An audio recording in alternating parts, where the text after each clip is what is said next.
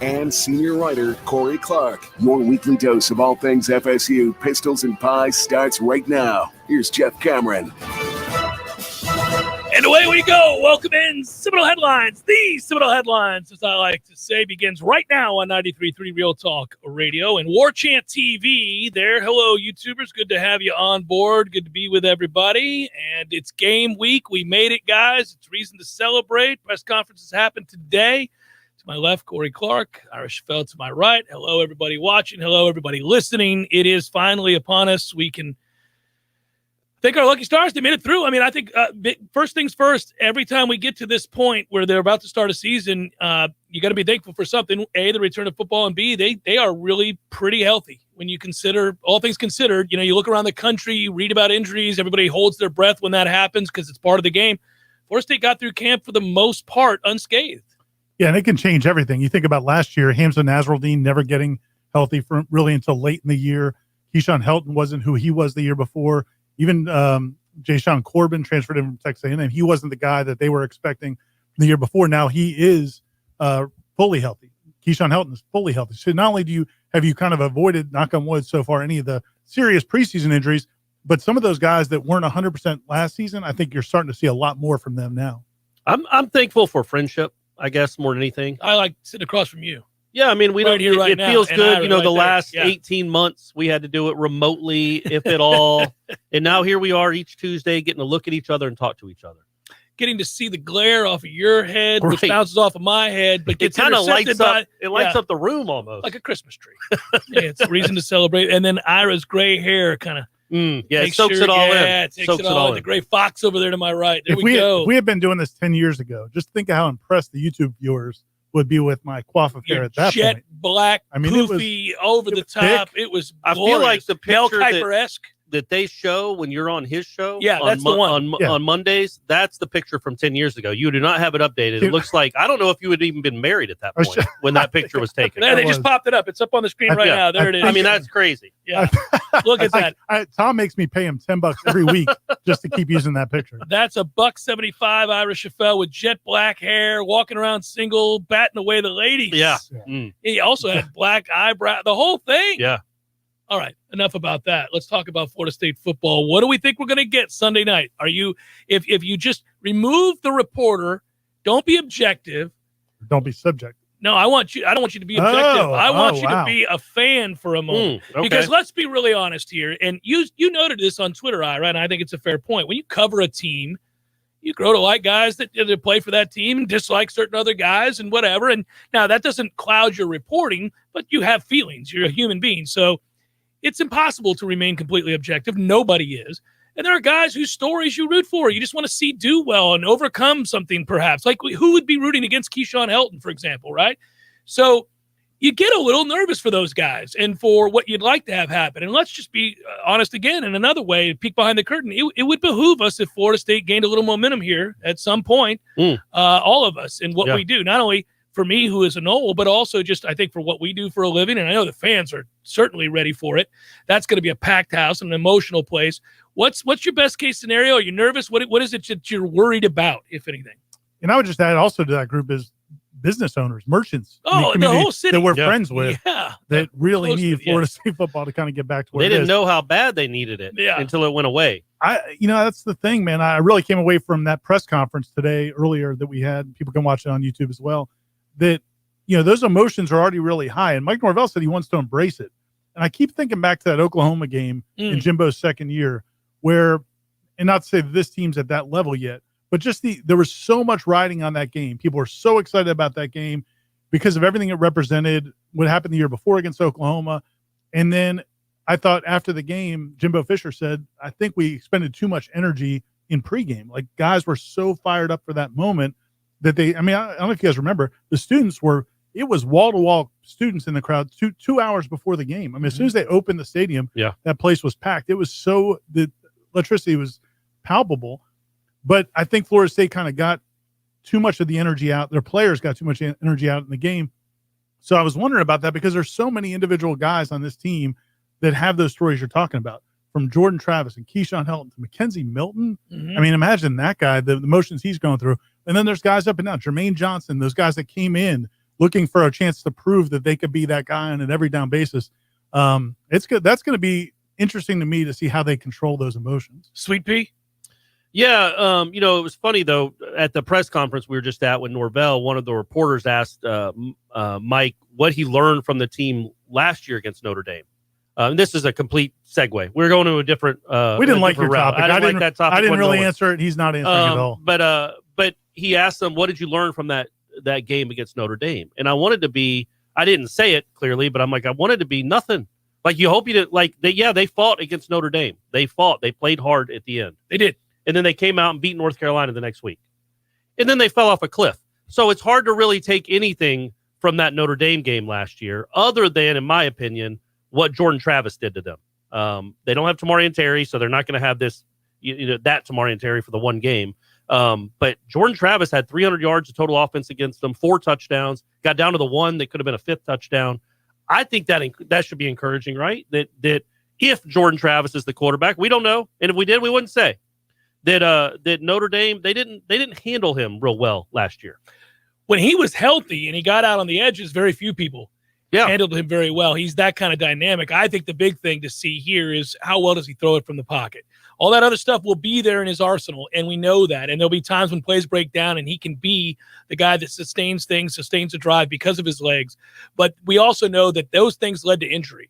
He's got to be able to stand. So here's the thing I was going to say about that. Like, Lamar Jackson didn't throw it great from the pocket in college either. No. Now, Jordan Travis isn't Lamar Jackson, but he's a reasonable facsimile. But Lamar Jackson was healthy his whole career. Like, Lamar Jackson I guess he was too fast to even hit. But I don't remember him ever really getting hurt. That's the thing with Jordan Travis. You can run an offense with a guy rolling to his right, rolling to his left, RPOs, especially with that kind of dynamic ability in the run game from a quarterback, if they can stay healthy. Well, and we have no reason to believe, just through a small sample size, that Jordan Travis could make this work through 12 You don't games. want him taking those kind of hits. It's a long season, and you don't want that. But the one thing I would say about that is I think that's going to be the case for all those guys if they play how they're going to have to run the offense. I mean, Mackenzie Milton's not going to sit back in the pocket and scan the field over a bunch of 6'4", 6'5" linemen and find open. I mean, he needs to he's at his best when he's moving around.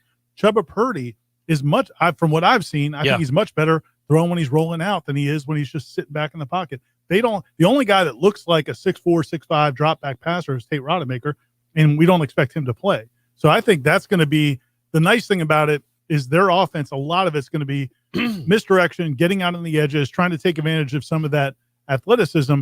But I don't think they're going to ask Jordan Travis to do something he can't do. And I don't know if anybody that's going to play quarterback for Florida State can really do that. And basically, you can't get in 3rd and 11. You can't be in 3rd and 9. That's and Dillingham talked about that a lot today, actually, about it's so much better to even be in 2nd and 9 than 2nd and 14.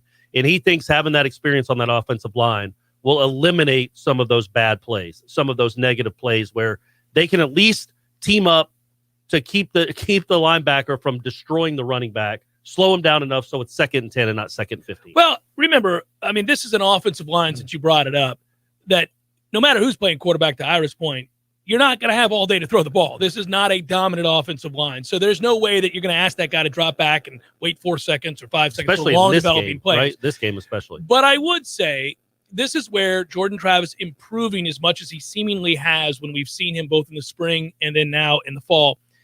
The pre-snap, he's got to be so much better because a lot of his problems, I think, stem from, A, he wasn't terribly accurate from the pocket when defenses knew that he had to throw, and B, because he was thrown in there and didn't have a lot of reps and didn't, the ability to pre-snap read and understand we're in a bad play. I got to get rid of the ball now. Mackenzie Milton did show in that spring game, by the way, and we've seen it at UCF as well. Even though you're right, he's got to find lanes. He's a little guy. He also showed the ability, though, as a pocket passer to understand when they're in a bad play and live to fight another day and get rid of it quickly and not try to run around and make plays that aren't there. You got to hope either one of them, both preferably, have figured that part out because they've repped it. They've been together. They've had opportunities to grow within the system. Certainly Jordan has now, going back to the spring, all through last year, and then where we're at now. Yeah, and Norvell said it today. I go with Norvell. I don't go with Mike. I don't know. I'm not. Did I say Mike? I think I didn't mean to. You can. No, it's weird. It's too important. Jimbo seemed normal. Yeah, because you're going to call him Fisher. That's crazy when there's a Jimbo floating out there. You're going to call him Jimbo. Yeah, you're right. I should go with Norvell. But I usually go with Coach Norvell, don't you? Sometimes. Supreme Ruler Norvell, Admiral Norvell. He brought that up today, the fact that it's just so hard to even judge anything Jordan did last year because he didn't have a preseason camp. It was new to the offense. It was a COVID year. They only had 3 spring practices. All of those reasons. This game is really like a show-me game for a lot of different people on this team. It's a show-me game for Jordan Travis because we can make all those excuses for last year. But but that time's over now. Now we have to see it. We have to see that progress actually play out on the field with the scoreboard operating. Adam Fuller, huge show me season for Adam Fuller. Show me week for Adam Fuller because, again, we can make all those excuses about last year and what they didn't get to install. Okay, we're here now. So all that talk for the last 8 months is kind of over. Well, you can't look clueless. I mean, either side of the ball, you can't look clueless. You've had a full year, a normal year now. Yeah. A normal offseason, a normal summer. You had a full spring. You've had a normal camp. You've come into this game pretty healthy. So they may be lacking in certain areas, and that will be exposed. And we've really kind of harped on this. I think fans can deal with that. You can watch a game objectively. I mean, sometimes in the moment it's hard, but when you go back and watch a game, you go, okay, look, we're just not big enough here. We're not deep enough here. We're not strong enough here, fast enough here. You live with that. But are guys in the right spots? Yeah. Are they coordinated on defense? Do they Wasn't seem to that have a clue? Yeah, and that was the biggest issue I thought with the Notre Dame game and the Louisville game is like, it's one thing if Jarvis Brownlee goes up with a receiver and they're right there and the guy just leaps over and makes a play. You're like, what can Adam Fuller do about that?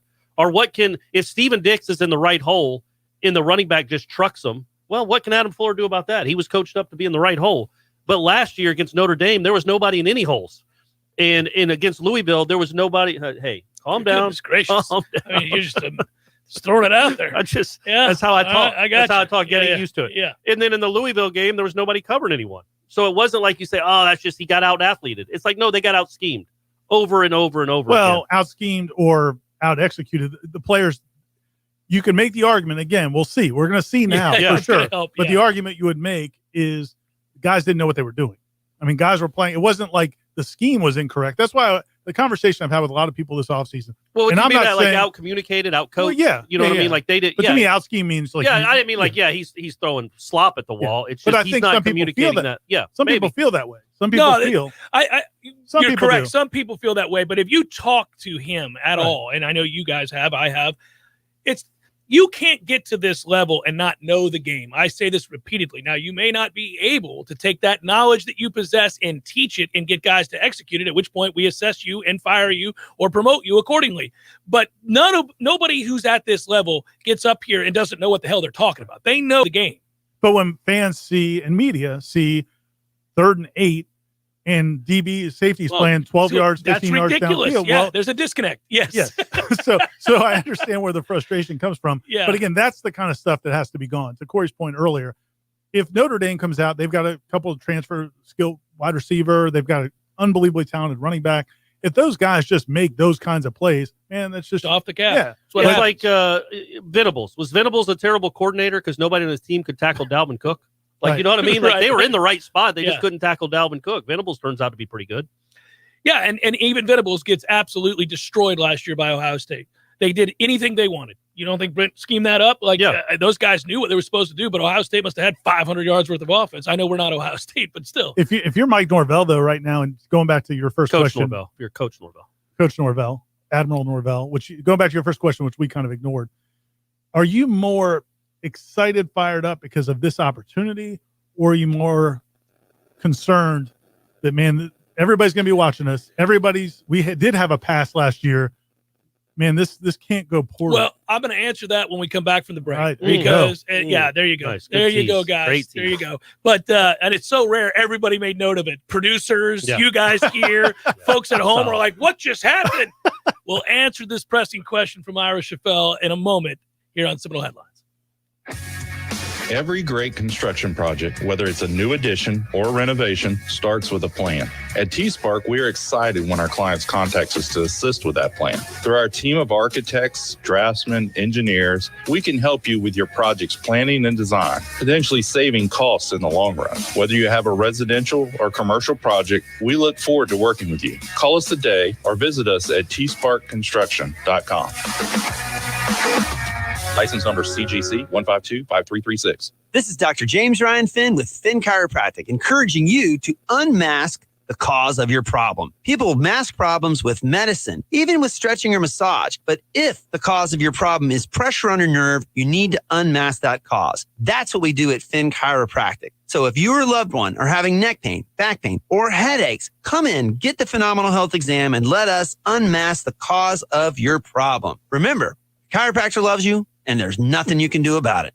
There's fun to be had every night at the Corner Pocket. Take home prizes on Trivia Tuesdays and Beer Bingo Thursdays. And kickstart your weekend with Martini Fridays. Plus, happy hour runs every weekday and game day specials every time the Noles take the field. Watch all the best games at the Corner Pocket's Vegas wall, featuring 560 inches of flat screen TV heaven. Oh, really? The best food, the best drinks, and the best place to watch all the games. Tallahassee loves the Corner Pocket.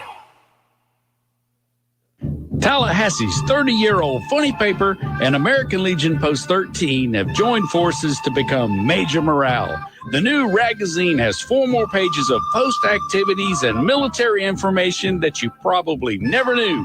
But don't worry, it's still as politically correct and newsworthy as always. Okay, it's the same funny stuff, but it's still only available at the sponsors' locations like Keith Lawson Services, Tallahassee Automobile Museum, ABC Flooring, or Krispy Kreme Donuts. The country's best donut place has great different monthly specialty donuts like Ghirardelli, Oreo, Chips Ahoy, and too many more to mention. Sign up online at KrispyKreme.com for exclusive email discounts or download the app that lets you pile up rewards every time you order ahead. Krispy Kreme, America's favorite donut. If you're worried about your hard-earned dollars becoming worthless or your 401k or IRA losing value, now is the time to move into gold. No, not gold or silver stocks, but real gold and silver you can actually hold in your hands. How do you get real gold and silver? By calling Oxford Gold today at 833-600-GOLD. The Oxford Gold Group will teach you everything you need to know about owning real gold and silver. It's a lot easier than you think. Call the Oxford Gold Group right now at 833-600-GOLD to get your free gold and silver investment guide. Put your savings and retirement accounts into something real, like gold and silver. Get your free Oxford Gold Group investment guide today and learn how easy it is to have real gold and silver delivered to your home, or how you can have real gold and silver in your retirement account. Don't sit back and watch your savings and retirement account suffer. Now is the time to make your money work as hard for you as you did for your money. So do this. Call the Oxford Gold Group right now, today, 833-600-GOLD. That's 833-600-GOLD. We all want more energy, more strength, more results. Well, welcome to Orange Theory Fitness as you take a step towards feeling more alive today. Backed by science, Orange Theory's heart rate monitored workout is scientifically designed to keep heart rates in a target zone, spiking metabolism and increasing energy. Orange Theory Fitness is a one-of-a-kind group personal training workout resulting in more energy, visible toning, and extra calorie burn for up to 36 hours. Experience a more vibrant life today with Orange Theory Fitness. To find out more, go to orangetheoryfitness.com. Seminole Headlines returns now. Head to YouTube and search for Warchant TV today to catch the show live or on demand. Now, here's Jeff Cameron, Ira Schofel, and Corey Clark. It is great to be with you. You're damn Skippy. We are live. I'm looking at it right now. Hello, everybody. They're watching on Warchant TV. Like and subscribe, promote, hit the bell, whatever the hell you got to do. Send this thing out to everybody you know. Let the world know about the greatest that is Mainly Seminole just Headlines. hit that bell. Yeah, hit that bell. Just beat on that bell. Ring the bell. Ring it. And we're here also on 93.3 Real Talk Radio, our radio home, which is a great thing. And it's awesome to be with you. Ira, you asked a question about what Mike Norvell is feeling before the break, and I said I'd answer it here. I don't know what he's feeling. I'm sure nerves and excitement, that's all in there. Anybody would be, because it's his first chance to run out of that tunnel in front of a packed house in a meaningful moment. Last year was such a discombobulated mess. But I think there's a lesson here, and I know we're at different stages of a rebuild, but the Nebraska game, I think, serves as a reminder. You know, look, there's a lot of things wrong with Scott Frost and what's happening at Nebraska right now, and to hear him after that game say, well, that they repped their offense against a certain look, and then admittedly they didn't run that, so we were off. Like yeah, when Jim probably don't want to Jeff out in the rain. Rainbow offense. Wow. No, it was the rain. Yeah. It was like, well, once it started that was raining, the rainbow offense in the rain. Yeah. Once it started raining, but it was raining. That was my Yeah. Yes. Okay. So here would be the point. When you've been beaten down and you've been as downtrodden as this program has been the last 4 years, you need something good to happen for you to turn the corner. And that's the part that got ignored in the post-game press conference when Scott Frost said, look, it looks like the same movie. I know that. And then he was trying to explain himself, and he didn't do a good job. But I got the point he was making. He's like, this is a better team. We have practiced better. They have all put in the effort. They've all bought in. He was trying to say he was proud of them, and he thought that they were going to have a better year, and he still believes that. Well, the one thing he latched onto was that if you have a crisis of confidence and something goes wrong early, do you revert back to that here we go again mentality? And Florida State has over and over and over again. They have been lacking both emotionally, physically, in confidence and across the board. What happens if they kick off to Notre Dame and they go right down the field, same type thing, running the football? It could be for a different reason than it was a year ago, but the result's the same. Do guys begin to doubt, second guess, point fingers? Again, you wonder, are they going to have the mental toughness to go along with the physical toughness we hope to see? Are they going to be in the right spots, or are they going to get trapped in thinking too much and getting back into the woe is me, here we go again? And he can't know that. He can't know that. I'm sure he's wondering. He's hoping that something great happens early. Maybe you cause a turnover. Maybe you get a big score and you get on top for once you play with the lead and you begin to have a little bit more margin for error. They haven't had margin for error. So it's tough to play free and loose and fast when you're worried about everything, when you're trailing, when you're constantly behind the eight ball. I'm sure he's just hoping that these guys who've put in the time, put in the effort, worked very, very hard, get rewarded early, gain a little confidence, and let's just go play football. Can we just play football and not have the failures of the last 4 years strapped to our shoulder as we're trying to play football? Just go play the game, but you need something good to happen early. All right, that should be the last time you ask Jeff a question. I thought it was a good answer. The segment's over. We got to go to break. You got time. It's okay. As a coaching staff, I'm sure that's a big part of what they've been doing for the last 8 months. And that's what they didn't get to do last year, was put those guys in tough situations to see how they would respond. That was the one thing last summer when the team was in quarantine. That was the one thing when I talked to the assistant coaches, they all talked about was the biggest thing they lost from spring practice wasn't the install. It wasn't, seeing who could do what or who could make this play or that play. It was just seeing how they handled adversity, how they responded to situations, and challenging them to see that. That's the biggest thing that they've worked on for the last 8 months. But you can only do so much. You can only do so much in practice. You can only do so much with gamesmanship and head games that coaches play with players. Once the stadium's full with 80,000 people and they know it's on TV and something bad happens, then you'll know. And I don't know if Mike Norvell can know for sure. He can't. That's what I mean. You would be nervous about how they respond. You hope you've seen signs. You've talked to them about it. And one of the great things that they've done repeatedly, and we've all stressed how organized they are, how they've had a plan. It's one of the only ways you can succeed to recruit as well as they have, despite the lack of evidence of, that they're going in the right direction. Is that you had a plan and you executed that plan. Well, he's gone through every possible scenario. They've gone through mock games and scrimmages and everything else. He's tried to rep things like, when this happens, or, oh, your helmet came off. Quick, Johnny, get in there. They're doing everything in their power to have them prepared to have seen this before. But there's nothing like game day. There's nothing like real time, real speed, 80,000 plus, or a little less than that now.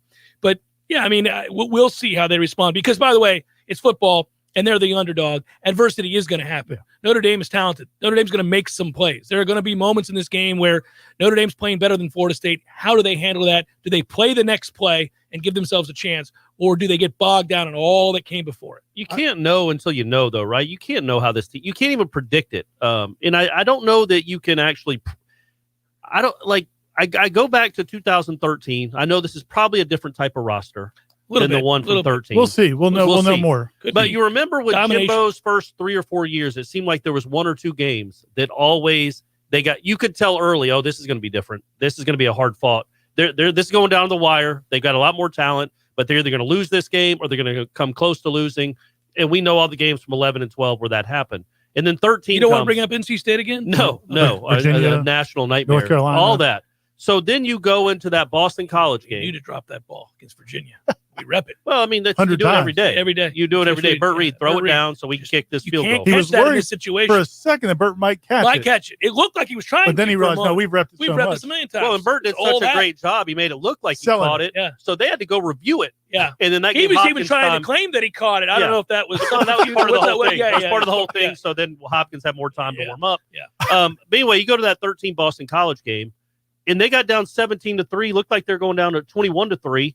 And you're like, here we go again. This is just what Jimbo does. This is what, what happened? Yeah. You know what I mean? They beat, and they just took off. But that team in that moment is when that team, I think those players realized, okay, we're badasses and we can overcome adversity. And now they didn't have a whole lot the rest of the season. They were up by 50 on everyone. But the next year they did, and they got that experience. I don't know that we just won't know until we see this team get down, come back and win. And I don't know. What's that? Last year against who they play in the game where Travis came in and saved the day? The deep Jacksonville State. Jacksonville State. That's it. That's like the only time that anybody on this team really has been down in a game, come back and won it. There's a difference too and we're gonna have to watch closely because they could get down, but they could still be fighting, and it may not be good enough. I mean, they could be at such a physical disadvantage. I'm really eager to see what they look like, because I told you guys early on when we're watching practice, I just didn't see the dynamic athletes, and my judgment's clouded by years and years and years of watching, like a lot of us, dynamic athletes at Florida State.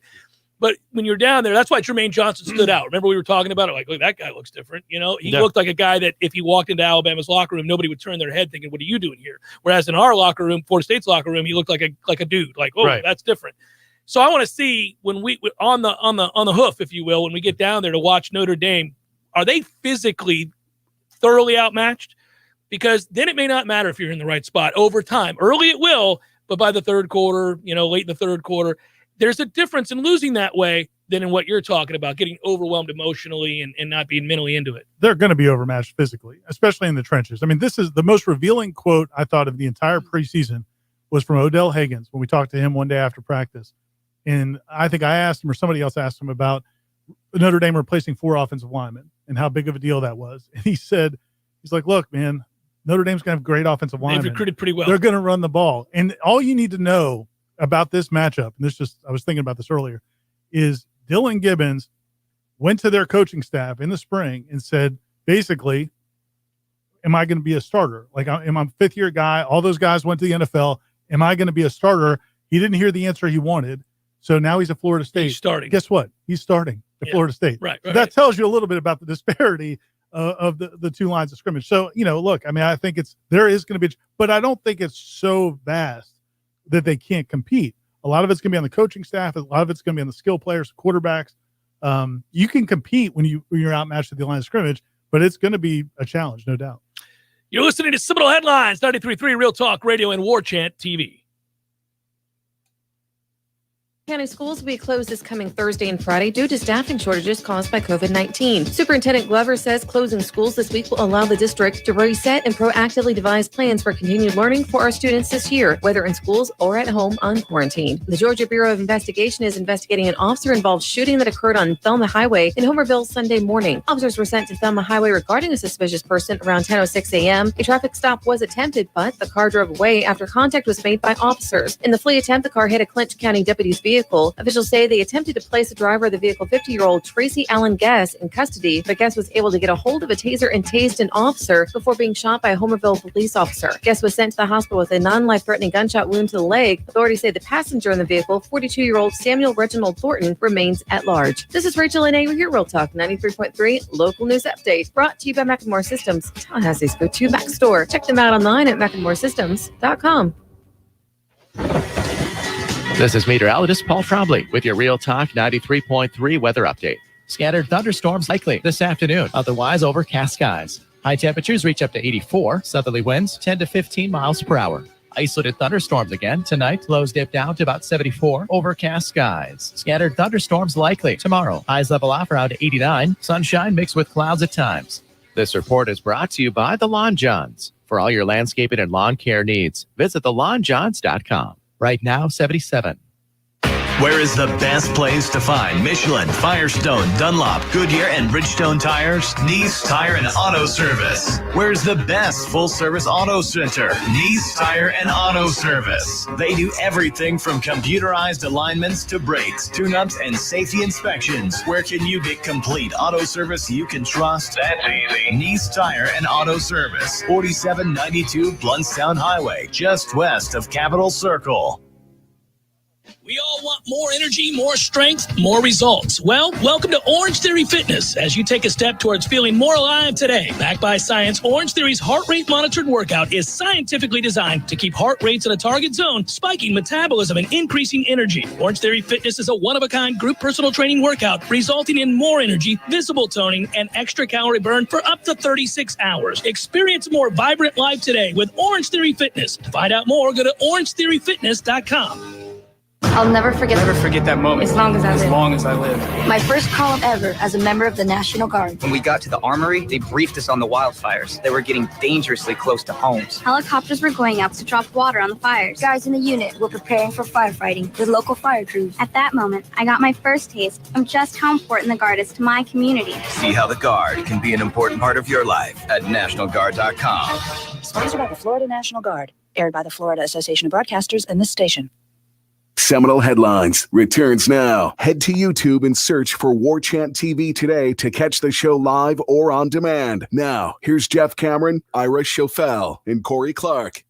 Yeah, so I think, again, if you get a team that it's something positive happening early in this game, and the next thing you know, it gets to halftime and it's a one-score game, the stands, this fan base is not going to know what to do with themselves.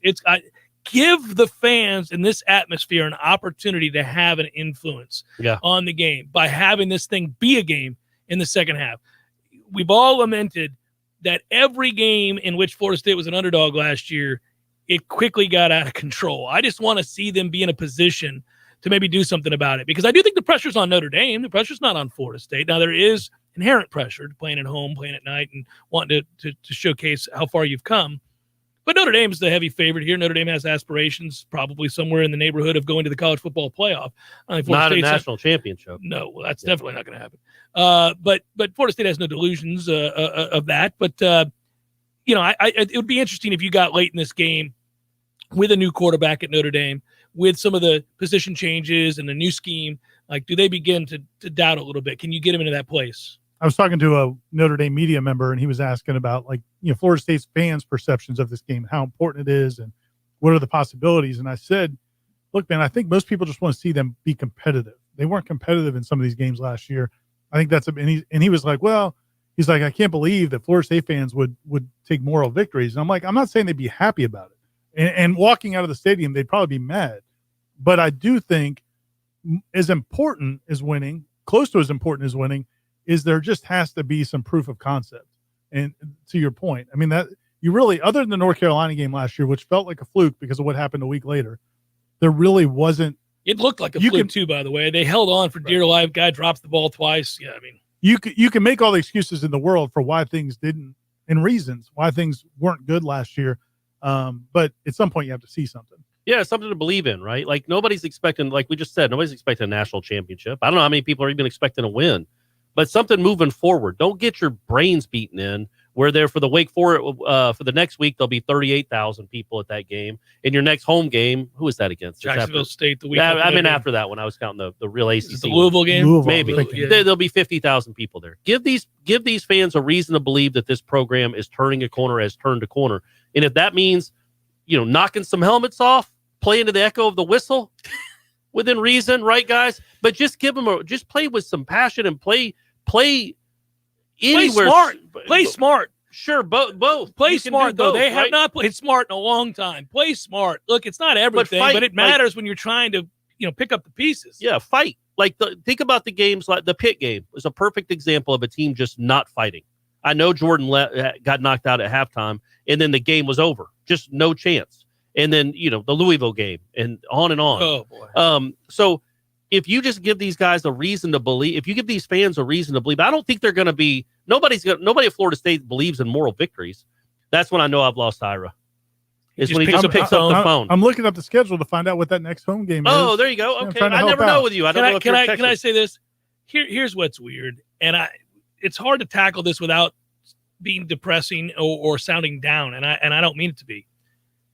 If they're not physically anywhere close to where they need to be, if some of our hunches in certain areas are that they're not close to where they need to be, they could still play worlds better in this game and get blown out. I don't think they get blown out. I think we've seen how things begin to avalanche. You're in it, you're fighting, you get worn down, and then somewhere late in the third quarter, there's a back-breaking play. Now you're down a couple scores and you got to press. They know you're going to throw. They pin their ears. You get a turnover and you lose by 21 or 24. Some fans would look at that as, well, good Christ, man. We were 7-point underdogs, 8-point underdogs, and we lost by more than 3 touchdowns.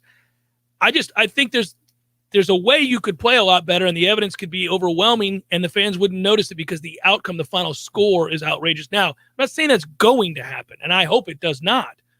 But I'm not saying that if they lose this game, I don't know, whatever you want to, 41 to 21, that it's necessarily going to be because they're the same sad sap bunch they were a year ago. We don't know. They could have real physical issues in terms of depth of talent or lack thereof.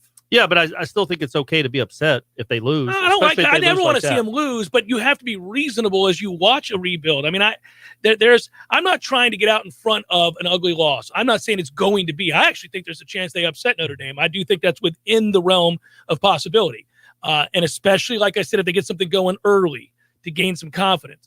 But yeah, I could see them playing their heart out and having this be a 1-score game in the third quarter, but it ends up 3 touchdowns. And that doesn't mean that they played terribly. Right. And that's the thing. Like you can look at it practically right now and go through that scenario and describe it the way you are. And I think people listening to this and we can sit here and say, yeah, that makes sense. But what happens after the fact is the only thing people care about is the score and the reaction to the score. Because you think of the Oregon game in the playoff where people act like that was this no contest. No, if you don't have the fumble on the one drive, you go down and score, you're going to win the game. If they don't turn the ball over 5 times, 6 times, they win it easily. They're going to run the ball for 300 yards. Dalvin Cook was the best player on the field till he started fumbling everything. Yeah. But my point is, I agree with you pragmatically, but I do think it's the score is going to matter. Unfortunately, the score is going to matter for perceptions. What's more important though is what do the players think? And are they still bought in? Because, for a lot of those guys, I mean, I think offensively, if you look at what they did last year, they made some chicken salad. And I think if you're on an offensive player on that team, you've got to know that, and they know what they're doing offensively. But the defensive players need to see it from Adam Fuller. 100%. They've got to see proof of concept. We keep saying that. And they got to be in positions where they can trigger and play fast. I do think we saw evidence of that in the spring. I think we've seen evidence of it here. They've got some kids that'll come up and hit you now. They've opted for speed, which is the right idea because they couldn't cover. Their linebackers could not cover a year ago. They're not going to put those guys out there in positions to get exploited time and again. Now, if you're Notre Dame, you just run right at us. I think if you're Notre Dame, you line up double tights and you say, okay, here it comes. Do you have anything for this? And is there evidence that this isn't going to wear you down to the point where you can't compete in the second half? Because I'm going to keep doing it. I'm going to be that kind of physical, especially if I'm Notre Dame and I feel like I can keep Florida State's offense in check. But I'd rather have that because that's a methodical thing where you're in the game longer, where you have a chance to fight through. If they find a way to isolate our linebackers in coverage and there's no way that they can do that, well, then it gets to be a real long day. That's why I'm glad that Florida State's opted for a lot of speed. They're moving basically safeties to linebackers and that's a smart decision in my opinion. Yeah, at a point, though, you brought up Nebraska. At a point, Florida State fans, it's not going to be good enough to just keep it close. Like last year, they did that with Notre Dame. And we told everybody. And it ended up working out because the next week they played great against North Carolina for a half. And if Dante Lucas doesn't get the personal foul in the one, they win that game going away. They played great for a half and one drive. But I thought they built off that Notre Dame game. But eventually, you're not going to be like, guys, because Florida State fans know what Notre Dame is. They ain't great. This isn't Alabama.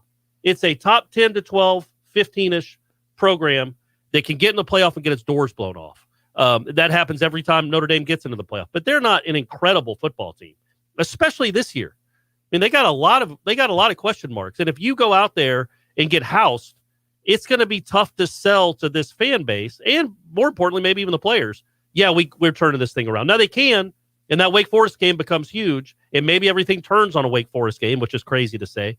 But, I do think if they can just play well, whatever that looks like, whatever we deem that to be, play well, beat Jacksonville State, beat Wake Forest, you start feeling good about the program again, I think. I think you really do. And as I pointed out in the column I wrote about the Nebraska situation, Florida State isn't Nebraska. Florida State is much, much, much closer to being what it could be than Nebraska is. Florida State is the number 3 recruiting class in the country.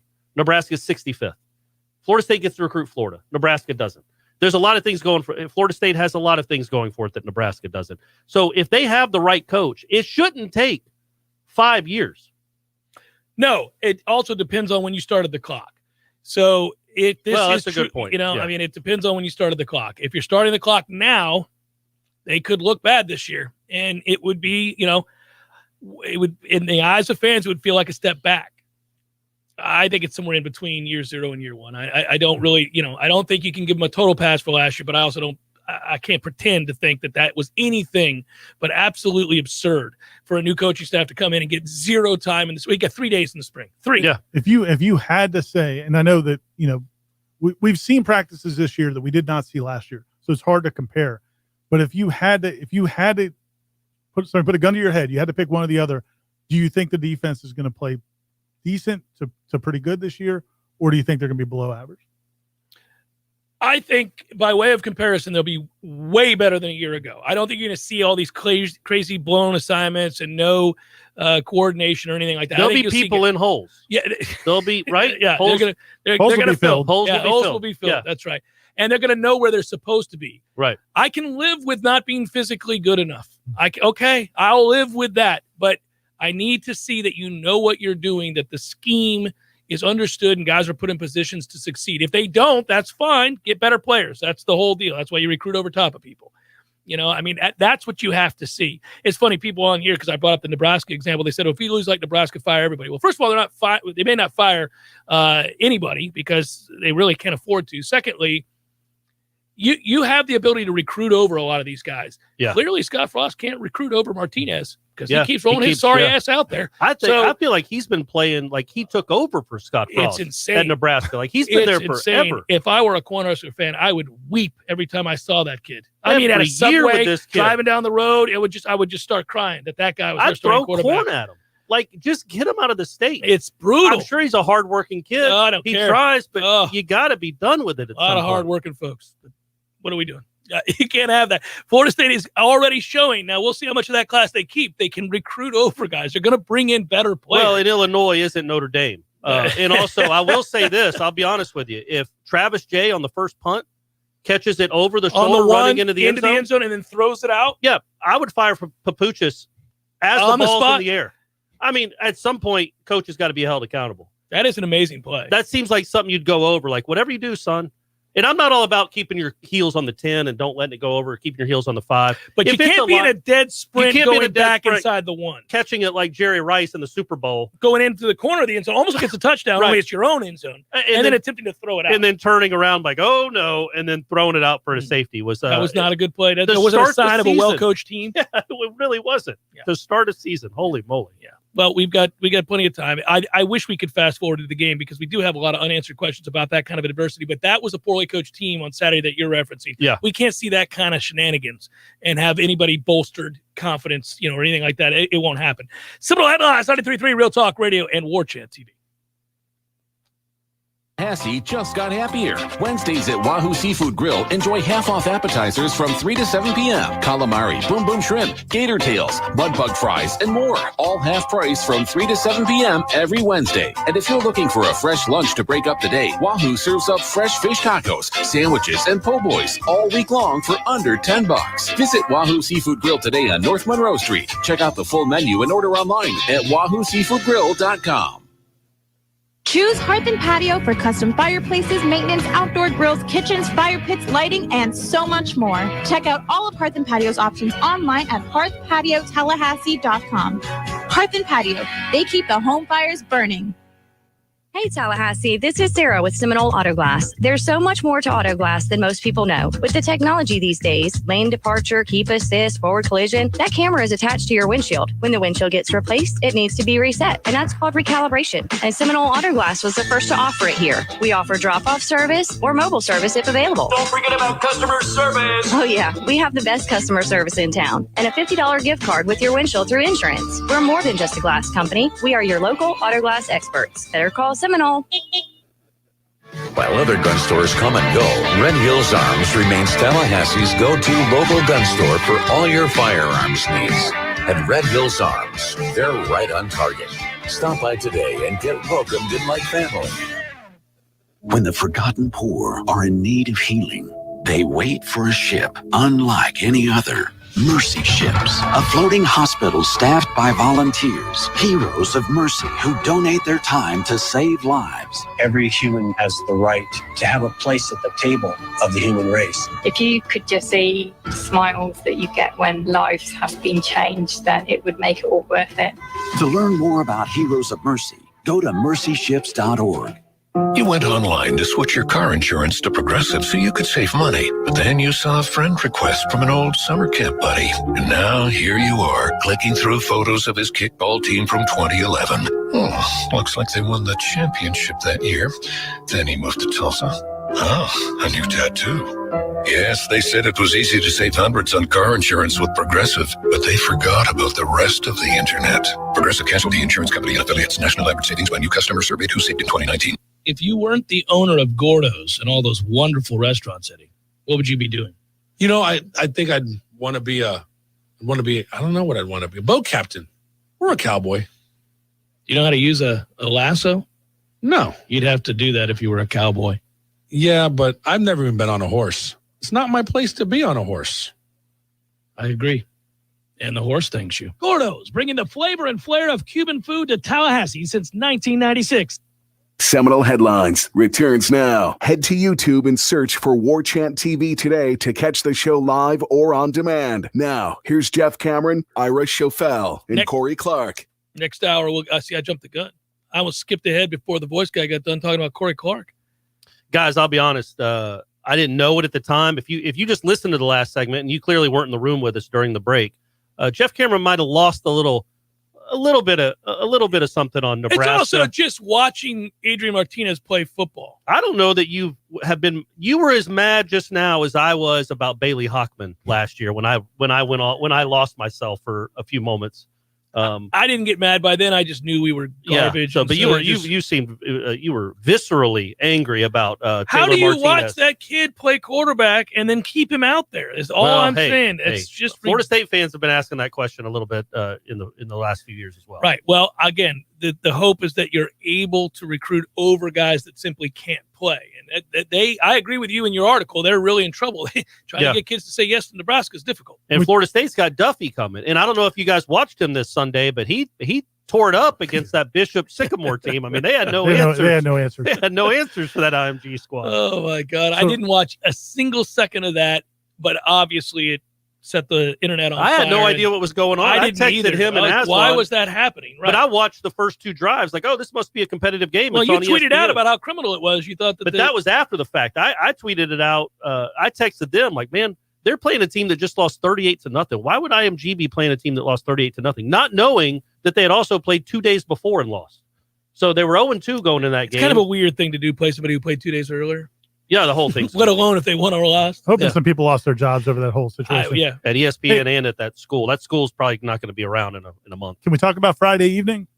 Yeah, well, let's talk about Friday evening at Horizons Bar and Grill. We will be there for the Seminole Headlines Appreciation Party. If you get a chance, you guys are coming into town. If you're here locally, of course, stop by. But if you're on your way into town, make sure you stop by. My dad's going to come by and say hello to both you guys. Yeah, he's looking forward to it. He'll be coming into town on Friday. Tell him to bring his catcher's mitt.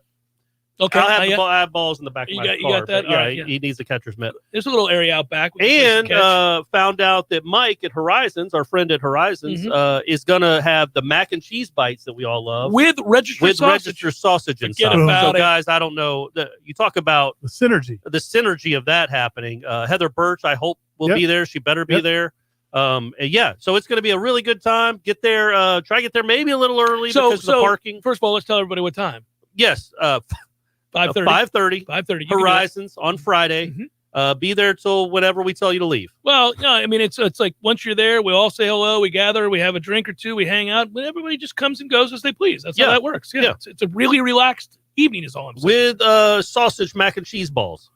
Bites. Sorry. Which, man, I just can't. But you really are struggling. What are you going to do, man? Your head's on the game. What are you going to do? Horizons Bar and Grill is located at Bannerman Crossing, which is off Thomasville Road, Northeast Tallahassee, at Bannerman Road. It's a nice little area. And, yeah, man, I think he's going to extend happy hour. We're going to have a good time. I think Ben's going to have shirts. I'm going to have shirts. They're going to be the Maryland is a problem shirt, but we're going to have to I can have a ton of them. So we're going to have to figure out a way to give those out. I would also note for people that want to know this, you have the outside patio area. Yes. So a lot of people get concerned if everything is, clustered inside. So you can it's all out. It's mostly outdoors. It's going to be outdoors, and right outside the patio is more outside area where you could just stand and lean over the railing and talk. And I made this. I think too. And you know how you used to do this? I'm going to do this for you. I think if you get a drink from Horizons and you're at this party and you want to walk into any of the other restaurants and bars with your drink and just go do it. Yeah. Do whatever you want to do. Maybe even walk in with their food in the other restaurant. Yeah. And if anybody asks you, just say Corey said it's fine. Corey said it's okay. I'm with the group at Horizons. Yeah. And they'll be, you're the Seminole Headlines? Yeah, do whatever you want. You want to be in the kitchen? Yeah. You want a salad? Yeah. We got something here. You'll have your run of Bannerman Crossing if you tell them you're with Headlines. Has anybody not finished their Monte Cristo? Yeah. Corey's got Somebody has a Monte Cristo. I just ate a Monte Cristo. You did? A week or two ago. Did you actually ordered? Yeah. Not from Bennigan's. Somebody had it. Not from Bennigan's. No, the Bennigan's aren't around. I think there are a few Bennigan's still left. But yeah, so I had one. Man, it brought me back. It brought me back to that bathroom in that stall, just chowing down. We should all figure out a way to get out to Oregon and do a Bennigan's into a Blockbuster. And we're sitting down and we're thinking about what video as we eat a Monte Cristo. Yeah, I think I'm going to Rick Ghost again. I think I'm going to Rick Ghost again. Remember, that's the old school reference. But if you walked into a Blockbuster, whenever that would have been 1993 or 4, the whole wall was Ghost. That was it. Well, it was whatever popular movie was out at the time. They had entire walls full of that movie. Yeah, that was a time. There are still buildings in town, one right down the road here, that is the old Blockbuster. Every time I drive past, and usually there's some sort of money scam place now. Sure. Leave us your car. Here's $5. We'll give as long as you get back to us within a week. But yeah, so that'll be 5:30 at Horizons. And I made this point on Wake Up Warchant. I'll just say it, just as a PSA. If you don't feel great, if you feel a little under the weather, you don't have to come out. You don't have to come. No, that's all in we're fact, gonna don't say. come. You don't have to come. No. But I was going to ask, any chance that your wives will come? None. No. Kim was considering it. Oh, really? Yeah. My wife is I don't know if she's really considering it. No, but she acted like she said that she's taking it under consideration. No, my wife is definitely not. Because Stephanie's essentially like the party planner. But then you're two. But you also others, have her kind of whipped into shape. Well, you make her do things against her will. I met her later in life. I had already practiced on Shanna, so I knew how to really get it. You were already divorced, and you figured out the error in your ways. Already divorced, as if. Well, Okay. There's only so long you can treat people like that, Corey. Kim's not entirely sure we still do this show. Yeah. So, She thinks it's a myth. It's an escape route for you. You're like, I just need a little time. Got to do Seminole Headlines. You know what's funny about those? Because we went to Pensacola and you talked to the fans, and it really is. Some of them are completely realistic and pragmatic. I just want 6 wins. I want 7 wins. And other ones are like, I think we're going to beat them, and I think we might beat them comfortably about Notre Dame. And I don't know how I would be as a fan if I would be in the middle or if I'd be I think I do know. I would not be optimistic. I'm not. I'll give you an example of this on the chat. Ryan writes, if we get beat 45-17 because we're not good enough, that's okay. Just look coordinated, play hard. Yeah. I'm kind of in that camp, by the way. Now, when people hear you say that, but it would be depressing. It would suck, but it's just more evidence of how big a rebuild this is. And I think it is a significant rebuild. I don't think they have a depth of talent. Here, what I'm really worried about more than anything else is if anybody, knock on wood, this doesn't happen, but it is football. Knock on wood, somebody didn't get hurt. They are not deep. If you begin to lose guys at the line of scrimmage, especially I think offensive line, they got 8 or 9 guys that can play a little. I'm going to go with 7. You can throw in there. Well, just bodies. I don't count that. Defensive line, that's where you really wonder if one of those. They got 5 guys that you can count on. But if one of those guys goes down for any significant amount of time, you really wonder what's behind that.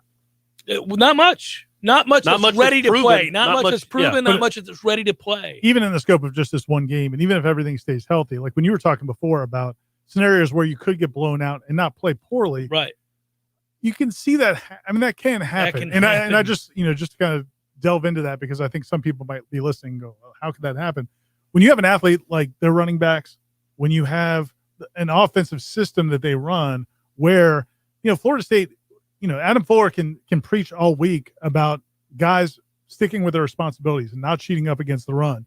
But man, if they're running the ball for 4, 6, 7, 5, 4, 7, those guys are going to come creeping up. And then that's when they hit you with the play action, which obviously that's one thing Jack Cohn did at Wisconsin. So, now you're giving up some big plays and their backs are going to probably, they're going to spring a couple runs. So it become predictable on the other side at that point too. That's the other part, is now all of a sudden an offensive line is not good, and they know you're going to have to throw the football to get back in the game because you're down 3 scores. Well, that's going to be interesting, because one thing about Norvell last year was he played to win. He wasn't playing not to get blown out. To not get blown out. Yeah. I'll be curious to see what he does this year. Yeah, because there is a difference. Yeah, there is a big difference. Honestly, like, you're down 17 points, and if Jordan Travis is your quarterback and it's 2nd and 8, that's not a passing down. It doesn't have to be. He makes more play. At least last year I'm talking about. He made more plays with his feet than he did with his legs anyway. So I didn't really understand why they would become so pass happy when he can rip off a 40-yard run with his legs. Hour number 2, headliner questions forthcoming. Stay with.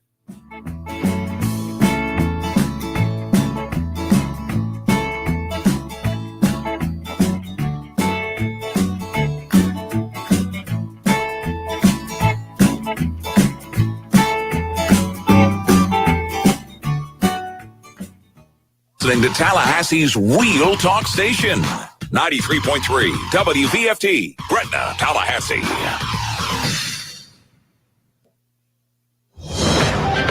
Breaking news this hour from townhall.com. I'm John Scott. The last Air Force transport plane departed Kabul late Monday, but House Minority Leader Kevin McCarthy says the situation remains dire in Afghanistan. We now have Americans stuck in Afghanistan, the Taliban in charge, with more weaponry than they've ever had in the past, and a border that is open. President Biden is planning to address the nation about Afghanistan this hour. He's coming under extreme criticism for his handling of the final evacuation. Also at townhall.com, New Orleans largely escaped catastrophic flooding during Hurricane Ida, but nearby communities not so lucky. In LaPlace, on the west side of Lake Pontchartrain, Ida tore off roofs and flooded entire subdivisions. More than 670 people have been rescued from Louisiana floodwaters. The New Orleans airport canceling all incoming, outgoing commercial flights for a 3rd day now, saying the lack of power and water meant no air conditioning or restrooms. Home prices have soared at a record pace in June. A limited supply of available houses resulted in prices jumping by almost 20% in June. The S&P CoreLogic Case-Shiller 20-City Home Price Index surged 19% compared to June of last year. That's the largest increase on records dating back to 2000. The annual price gains were higher in June in all 20 cities than they were in May. Prices are now at record highs in 19 of those cities, with the exception being Chicago. Prices increased the most in Phoenix, where they were up 29% from a year earlier. Mike Hempen, Washington. On Wall Street, the Dow is down 21 points, but the NASDAQ is up a fraction. More at townhall.com. Right now, people are home with their pet more often, and I think especially with the shedding, they're more cognizant of what's going on and that it's an actual issue. Nala's got some skin issues. He gets really going and scratching. Excessive shedding, a lot of just scratching and itching. Jigging, scratching and itching and biting. On top of that, he was starting to get black buildup in his ears. DINOVITE.com. I just heard the Dynovite commercial so many times that I said, you know what, I'll give it a shot. And I ordered it and tried it, and it worked. We started Dynovite, and in our first stock, we noticed a difference, especially with the shedding. Within 3 weeks, he's not scratching and itching, and he's an all-around happier dog. We've got 4 dogs, all different ages, all different sizes, and they've all just responded really well to the Dynovite, and they all love it. We will be using Dynovite for life. You won't believe how happy your dog will be. We order our Dynovite from Dynovite.com. DINOVITE.com. It all started with a simple family dream, some hard work, and the foundation of honest, loyal, and fair customer service. Now, Spartan Stoneworks is Tallahassee's premier granite, marble, and quartz specialist. Your kitchen is your family's gathering place. So let a company with strong family values bring your kitchen back to life. Stop wishing for your new kitchen and call Spartan Stoneworks today at 510-4249. That's 510-4249. Online at SpartanStoneworks.com. Warchant.com is the ultimate inside source for FSU football and recruiting. Get in on the action for free for an entire month. Warchant.com is offering a risk-free 30-day trial subscription just by entering the promo code Warchant30. That's Warchant30. Get in on the world's most active FSU message boards. Receive breaking news, stories from our award-winning staff, plus get exclusive interviews and videos. Just enter the promo code Warchant30. Warchant.com, your ultimate Seminole sports source. It's time for Seminole Headlines, featuring Warchant.com's Jeff Cameron, managing editor Ira Schofel, and senior writer Corey Clark. Your weekly dose of all things FSU, pistols, and pies starts right now. Here's Jeff Cameron.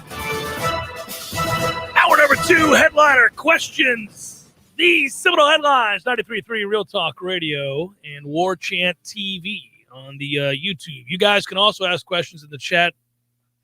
There's a lot to get to. I've got Facebook questions. I got Twitter questions. Now chat questions on Warchant on the YouTube station. I don't know if I can get to everybody. In fact, I do know. I cannot get to everybody. That's how that works. Hey, are you going to get drunk at this thing again? Because you got a little lit, I think. The ultras were flowing last night. See how my man just came out firing. The one we had at Spirit. I mean, look, Ira, yeah, you got a problem with it? Well, this is 5:30. It felt accusatory. Well, I'll be drunk by 7:30. Okay. Yeah, I'm not going to be You know how drunk long at it takes to 5:30. get drunk on Ultra? Mick Ultras, man. Yeah, I feel like last time when I got there, you were drunk. Like, had you guys been? Maybe you guys were there early or something. No, and I don't like you putting my stuff in the streets, Ira. Yeah, I'm giving you some street cred. Is what I'm doing. No, I don't think you put him on blast. I did. Yeah, he put me on blast. He's trying to keep it 100. I put it on Front Street. You did right there on Front Street. Just wrong with all that. But yes, if you're coming to the party on Friday, I'll be buzzed, man. I'll be buzzed. You can't get crazy drunk on Ultra anyway when the sun's still up. It's really quite impossible. Yeah, if you start you could drink 27 of them, and I don't think you'd be that impaired. If they injected Ultra into your veins, you'd be all right. Just a steady little sort of, feel pretty good. Yeah. All right. You'd make jokes. You'd say something maybe you wouldn't normally say, but that would be it. You loosen up a little bit. Okay. Hey, I'm not well over Simpson. P. Simpson. Jeff just said the YouTube station. That's how you know he's over 50. Well, good point. Sometimes I don't think I said that, but possibly I did. But what I will say is we also are very, very facetious a lot of times. Like the interwebs. I know it's not the interwebs, but we'll say interwebs. That's a good cover. You don't think you said it, but if you did, you were just making a joke. Yeah, that's right. Always. All right. So first things first, let's get to this question. Matt writes, "Hey guys, I knew we had a young team, but after seeing the depth chart, it really hit home. I counted 16 freshmen or sophomores in our top 24 players. How can we expect success with so many inexperienced players?" Well, you really can't, Matt. You can't expect them to have great success. It's the varying degrees of success. It's 6 wins. It's 7 wins, maybe. It's 5 and 7. It's somewhere in that neighborhood. That's why you have modest expectations, because you've got a lot of green players out there that you're asking an awful lot of. And it's really, is that again, true? Here's the thing. It's because of the COVID year. Maurice Smith is still a freshman. He's played literally. No, but I was just doing the math in my head. Like Jermaine Johnson, Keir Thomas, Devontae Love Taylor, Dylan Gibbons, Brady Scott. If you're talking about the 2 deep on every position, Pokey, Keyshawn. I feel like they have more than that. But the point remains. But my point, they are young, but it's not as young as it looks on paper, though. I would also say, because a lot of those guys, Darius Washington and Maurice Smith, those guys play. Can you imagine next year when they're all able to come back again? I think sweet Jesus, would you leave already? He's still a sophomore. Yeah, Jordan Travis is still a redshirt sophomore, which is hilarious. Yeah, and he left college. Imagine he stays. He plays all of this year, plays all of next year, and then wants to play again the next year. He's going to be like Winky. Like, you're balding with a pot belly. You've got a mortgage. What are we doing? Come on, and man. Then from there, he's going to Bishop Sycamore. New quarterback. All right. Ian writes, "I thought that last week's video was an improvement. I could only watch 2 minutes of the first episode before I was distracted by the silly faces Corey makes. I almost made it to 5 before deciding to enjoy the show via podcast this past week. Fair. Suggested you sit. That's fair. He wants you to sit us to sit at a diner booth a la Seinfeld, by the way. I think it should suit the show. Question, if this year's show is an FSU team, what season is it? And there you go. Nicely done, Eric. For Seinfeld? Is that what he's asking? Or just what season is it? He was saying that like if we sat in a booth, what season are we in? So last year was the pilot? Yeah, I think this is season 1. This is season 1. And you couldn't really judge like The Office, the American version of The Office. Wasn't really good much of the first season. No. Especially the pilot was just like a remake of the British Office. Then they got their feet wet. They found their groove. And then like Diversity Day. That was a nice episode in that first season. Yeah, nice family. Couldn't be on air right now, probably. Molly when she was in high school, I was like, you'd like The Office. And I had forgotten about that season. I had forgotten about that episode. Yeah. So we sat down and started watching it. And then we got to that episode and her face was just like, what? What are you having me watch, Father? The senses of a kid growing up today, for sure. But if this was a series, I would say last season was the Ted Lasso commercials. And this is actually this is the action 10 years ago. Okay, gotcha. Well, we'll see. That would be nice. Walter writes, I remember when an FSU defense could hurt a starting quarterback and cause a backup to play in the second half. 12 games. How many starting quarterbacks have to leave the game? Injury or suckage? Doesn't matter. I say at least 3, starting with 1 on Sunday. Yay, sausage. Thanks, Walter. I don't know that we're knocking anybody out of games. This isn't the defense of yesteryear where they could do that because they were relentless and they were better. And B, the rules were a little flimsy. Like the echo of the whistle was a real thing. Sure. Picking people up well after they had thrown the ball, 3 steps later, body slamming them. That may or may not have been frowned upon back then. These days, that gets guys tossed. I think we're a little more reluctant to do that. Probably a good thing. I don't think we're knocking anybody out of the game here. Those were good days, huh? Like you lose Wilson and Boulware, and you're like, man, what are they going to do at defensive end? They just lost those 2 best guys. I guess you'll go with Wadsworth and Spires. You know Tough what times. I mean? And Jerry Johnson, a great black Jerry in the middle. Yeah. For those that are new to the show, let's define the black Jerry comment there. People are going to be like, what the hell just happened? If we go back in time, every time Jeff would talk about like meeting a young kid, character or whatever, ficticious kid, not that you have a daughter, but if somebody came out to take your daughter, you're like, well, Jerry, you got to sit down here. Yeah. Like, dude, there's nobody named Jerry that's been born after 1970 and we started probably. Yeah, you said that, and then we were like, well, hold on, and then we were talking about it, and then somehow are there any famous black Jerrys? And sadly, the 3 of us in the world before us could not come up with the name of a black Jerry. Jerry Rice may be one of the greatest players in the history of football. We could Jerry not, Johnson and Jerry Judy, and on and down the list. That's just it. I think I said Jerry Judy. Like I even thought of a receiver. Like we got excited because you thought of the one black Jerry. Yeah. So and it turned out there are thousands of black Johnson Jerrys. Was great. They all came out of the woodwork too. They were like, "What the hell's wrong with you guys?" And there's just black Jerrys everywhere. Like, what is going on here? So, you think about where Florida State was then, and that's kind of when Odell was talking about the Notre Dame offensive line. That's what Florida State used to be. Where they'd lose some guys, but they got some hosses coming in behind them, and that's why this Notre Dame offensive line it probably won't be as good as last year's early. Just because they haven't played together. But they're going to be good. They're going to be one of the best offensive lines Florida State plays. Jason writes, what would you be more excited to see? A defense force a 3-and-out on the first series. This is a Twitter question, Ira. Oh, the second straight Twitter question. That would be something. Defense I'm going to say A. Okay. I'm going to say A. But you didn't hear B. It doesn't matter. A. B is an offense compete and sustain a drive for an opening touchdown. A sustained drive. They did that a bunch last year. Yeah, they did. And that's the Louisville game. We even bounced it on the ground, went around the back, and little hot sauce. Get you a little some of that. If they got a 3-and-out on the first play on the first drive of the series the season against Notre Dame, man, that's just if you're at the game and they get you better stand up. Can you imagine this? Ovation. Can you guys? I'm getting a little out over my skis. They kick off, they get a 3-and-out, they go down and score a touchdown. It's over. It's a wrap. Could be a boat racing. It could be on. Get ready. I wonder I was wondering if Fighting Irish Headlines is talking about, look, if Florida State blows us out, that does not mean that the season is lost. Guys, you got to look at what we've lost. Brian Kelly's still the answer. This is Florida State football in Tallahassee at night and Doak Campbell. You don't just roll on in there. Yeah, that would be, if they got a 3-and-out to start, that would be incredible. Well, if you were Norvell and you won the toss, would you even think about taking the offense first, or would you put the defense out there? I put the defense out there just to set the expectations. You don't want anybody to get carried away. Yeah. Let me show you what we're working with, everybody. Here. Yeah. Now, everybody calm down. All right. Yeah. No, let's hope it's not that. All right. I like this. Arizona Noel wants to know, gentlemen, we all know Jeff sleeps naked. But what about Corey and Ira? Yeah. I picture Corey in a onesie. And Ira via Burt Reynolds in that one movie wearing cowboy boots covered in Vaseline. Ooh, he's picturing you covered in Vaseline. Yeah. That's a rough image. With Demi Moore. That's a rough image. I do not sleep in a onesie. I just sleep in a box. I think a onesie would be comfortable. Like really. If I had a onesie, I just don't have one. When you get hot, man. Like, then you're like, this onesie's killing me. What I do is I sleep in an electric blanket.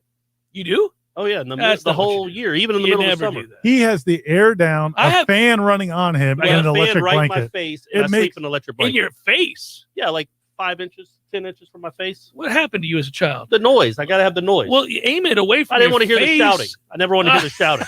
So I had to drown it out with a fan. Well played. But so I have a fan blowing on me and an electric blanket. So I wouldn't need a onesie, but in a pinch, I would definitely. No, I'm with you on the air conditioner. I got it down at 68 every night when I go to bed. Yeah. 68. And then we have a fan in the room too.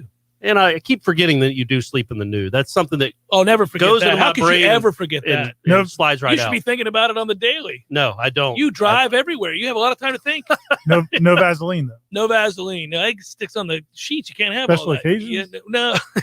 I've been married 15 years. I don't know about all that. Mike writes, Notre Dame riding a 2-game losing streak coming in here. That's you right. Think Kelly has those boys pumped up to run down our throats and protect his slappy Who'd they QB? play in the bowl game? Alabama? Or that was the playoff. It was a playoff. So they lost to Clemson and then Alabama? Yeah, they lost in the AC. Yeah. That's so they go to Clemson, get it Alabama, together, Notre Dame. State. What are you doing? He's joking with the question. Well, I know, but still, I couldn't remember who those last 2 games were against. Yikes.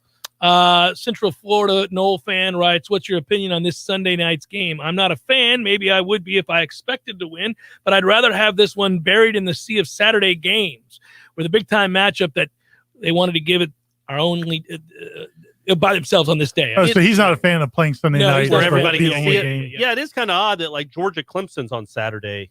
You would think they would have flipped that and made Florida State Notre Dame the Saturday night game. I agree. I kind of wish they would have in a weird way.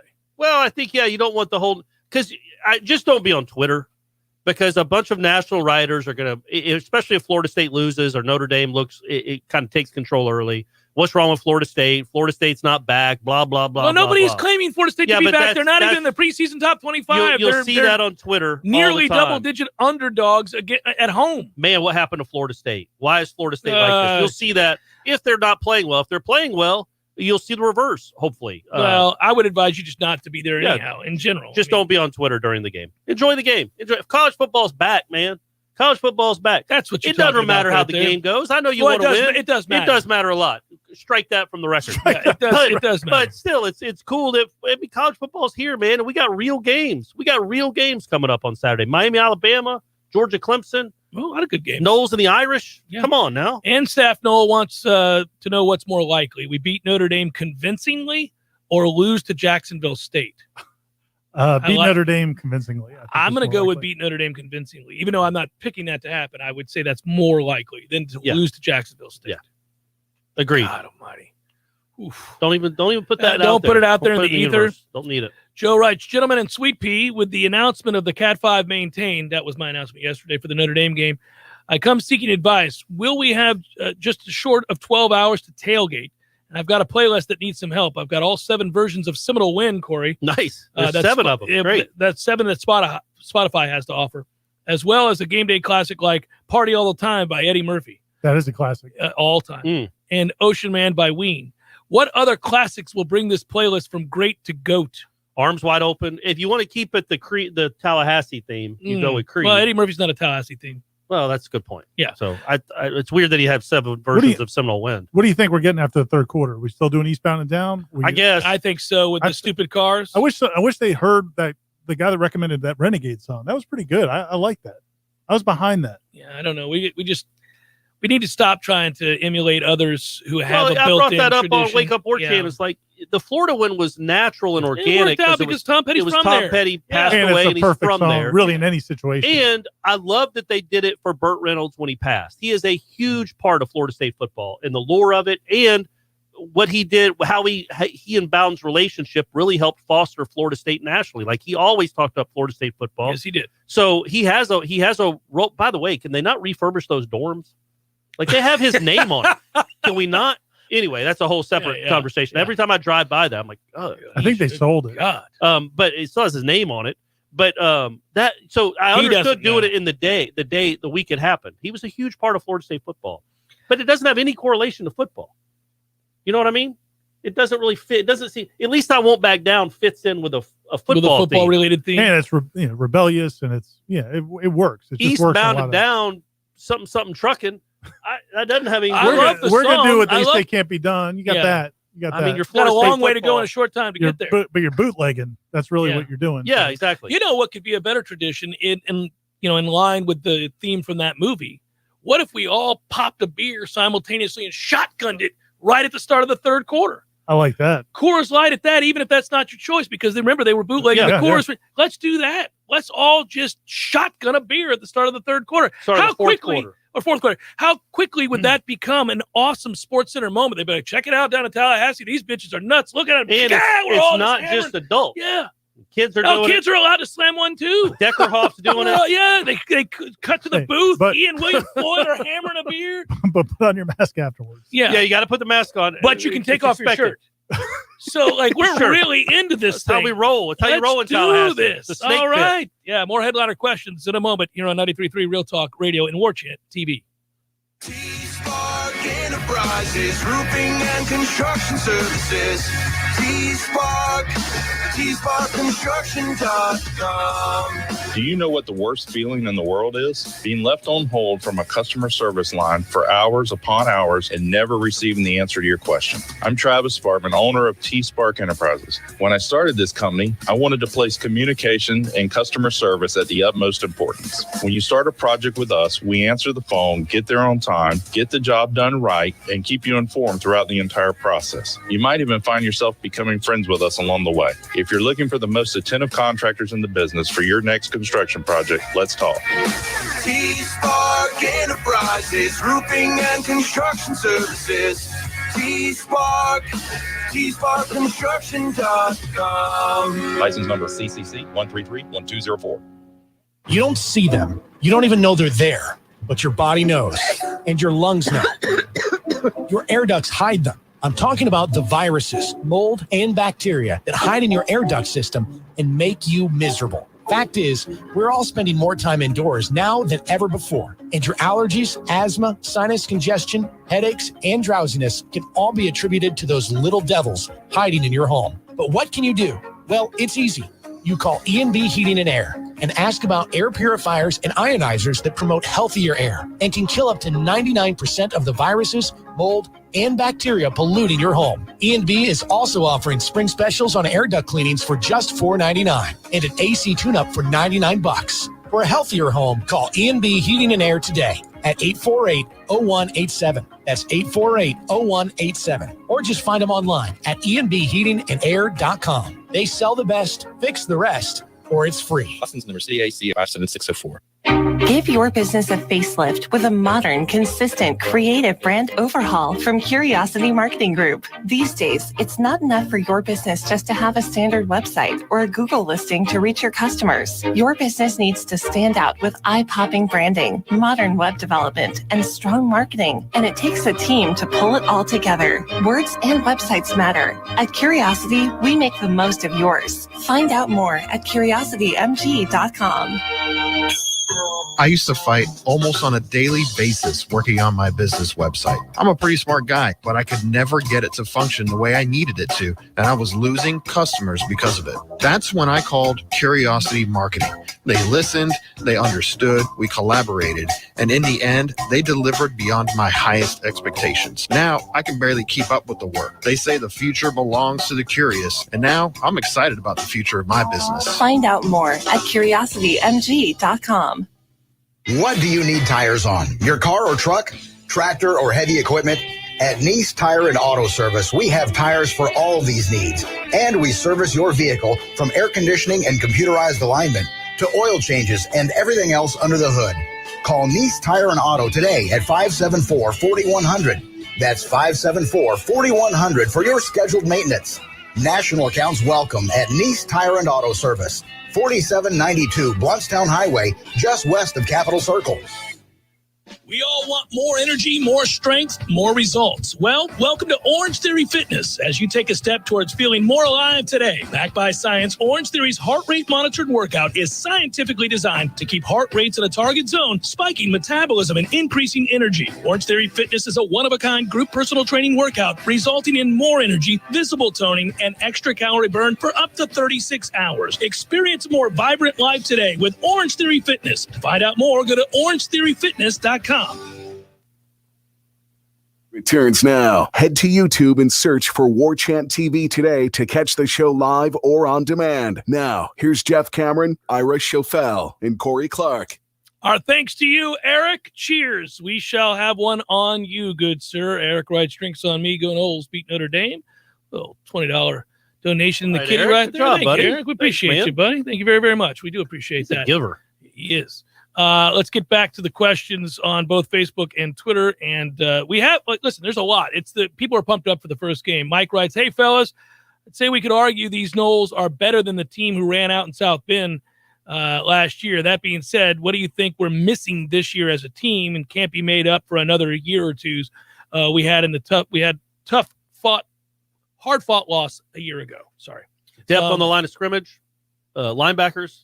You're not great. You look at that linebacker depth chart, and it does give you pause. No, I'm not impressed. No, it's not good. Jadarius Green McKnight was playing in the secondary, 10 days ago. Now he's beefed up to 218, and they've got him playing. But, I mean, he's the second-string linebacker. Another kid is the second-string linebacker that came from Maryland that I don't even know if he's a scholarship player. Is he? He's a walk-on. Yeah. So that gives you – he was a scholarship player at Maryland.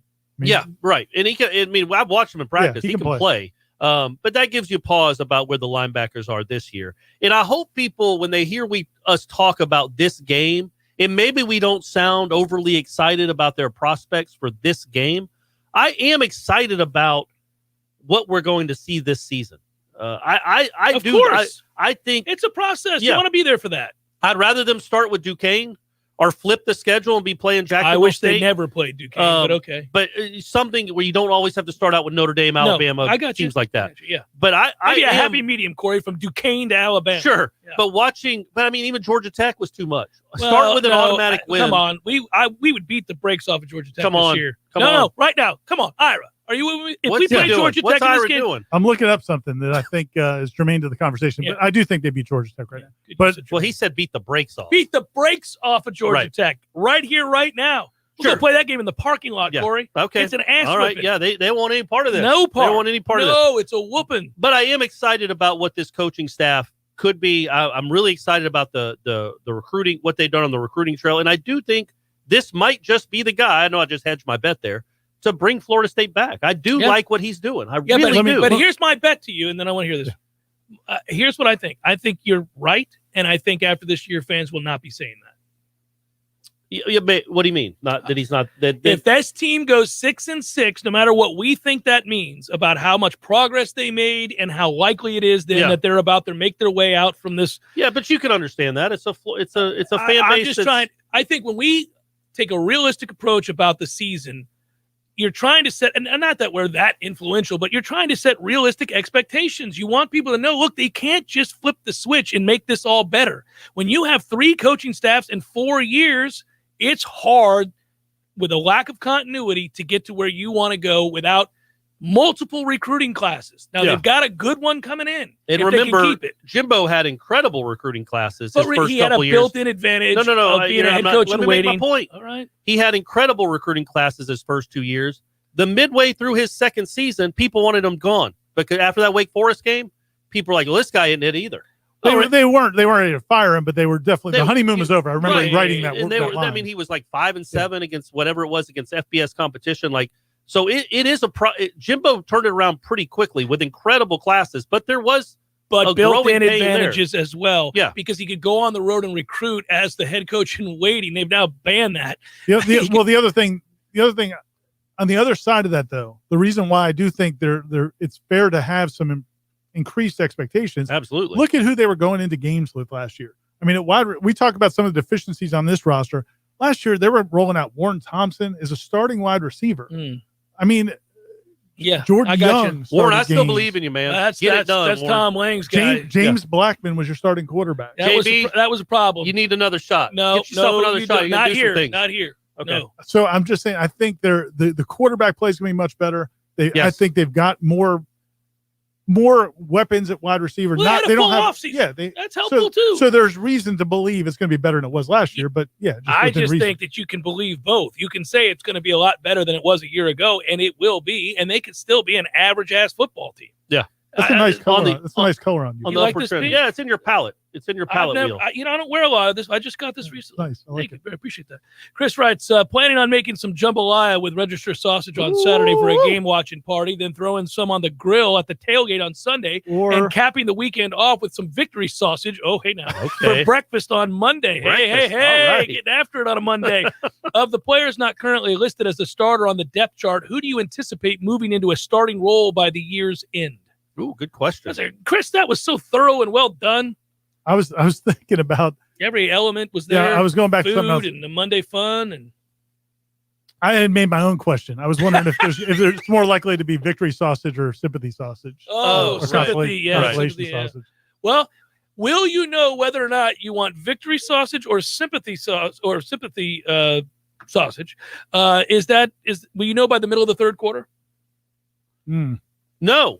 I think it'll still be. Don't know. It's it'll in be question. somewhat in doubt. It'll be somewhat in doubt in the third quarter. Either way, you got to pose either side of the equation. Yeah, you got to. You got to get it out there. But so I turned to that. What was the crux? What was the crux of his question? Who would be who that's not a starter now could be a starter on the by the end of the Knowles and for that matter, Shaheem Brown. I'm gonna go with Trayshawn Ward. I'm all in. Man, this guy thinks Trayshawn Ward's going to win the Heisman. Everybody, I'm just saying. Multiple articles. I'm not sure he's not their best back. Is all I'm saying. Okay. All right. He's got some stuff to him now. He really does. He's got a little bursty burst to him. And it's a proud tradition of Florida State kids with dreadlocks wear number 8 playing running back. I like it. Terry writes, happy game week, fellas. What's more likely, a double reverse for a touchdown or Corey adopting a pet squirrel? Double reverse for a touchdown. Yeah. Man, I had another one the other day. He didn't jump on me. Got near you? He wasn't Do you going think away, you have though. an issue? Yeah, I'm taking a walk. On? I like to walk. Yeah, you do. And he just kind of stood there looking at me. He didn't. Usually they scurry off. No, this guy was standing on the ground. You're always going to go. You're always going to get the PTSD to that. And I was like, okay, I paused. I waited for him to move. He didn't, and I went out of my way. So he didn't follow me at least, but I kept an eye on him. It would have been awesome if he followed you because the terror. Oh, you would have smelled. Don't they say squirrels smell fear? Yeah, if absolutely. he did follow you, just like Dobermans. How far would he have had to follow you before he started running? No, if he follows me to a certain point, I charge at him. And really? You buck up at that point. You're like, you want some of this? Big. You want some of this? Fight, not flight? Yeah. No, at that you point, got to puff because up. I've had it with squirrels. Clearly, I'm going to tell you something right now, and this will make you happy. Made me very sad. It was difficult to deal with. It just happened last week. My female dog, Maggie. Oh, no. She's a killer. Got one? Got one. Oh, no. Nice. Got an albino squirrel in the backyard. Oh. And I heard it up against the house, like, and I was like, oh, what the hell is that? I went running outside. Now, my old man, Steve, that dog's 13 and a half. He can't hardly move. He's just sitting there like, what the hell just happened? But she was is it squealing or it was yelling, and like a squeezy got toy? it. Yeah. See, that's what I tweeted a video one time because my dog he'll just sit out there and he'll tree them. Yeah. He'll just watch them. They run up. Yeah. And he stalks them and he runs, but he never catches one. So I tweeted a video. He caught one. And this guy tweeted back at me and he goes, hey, man, I used to do that with my dog too.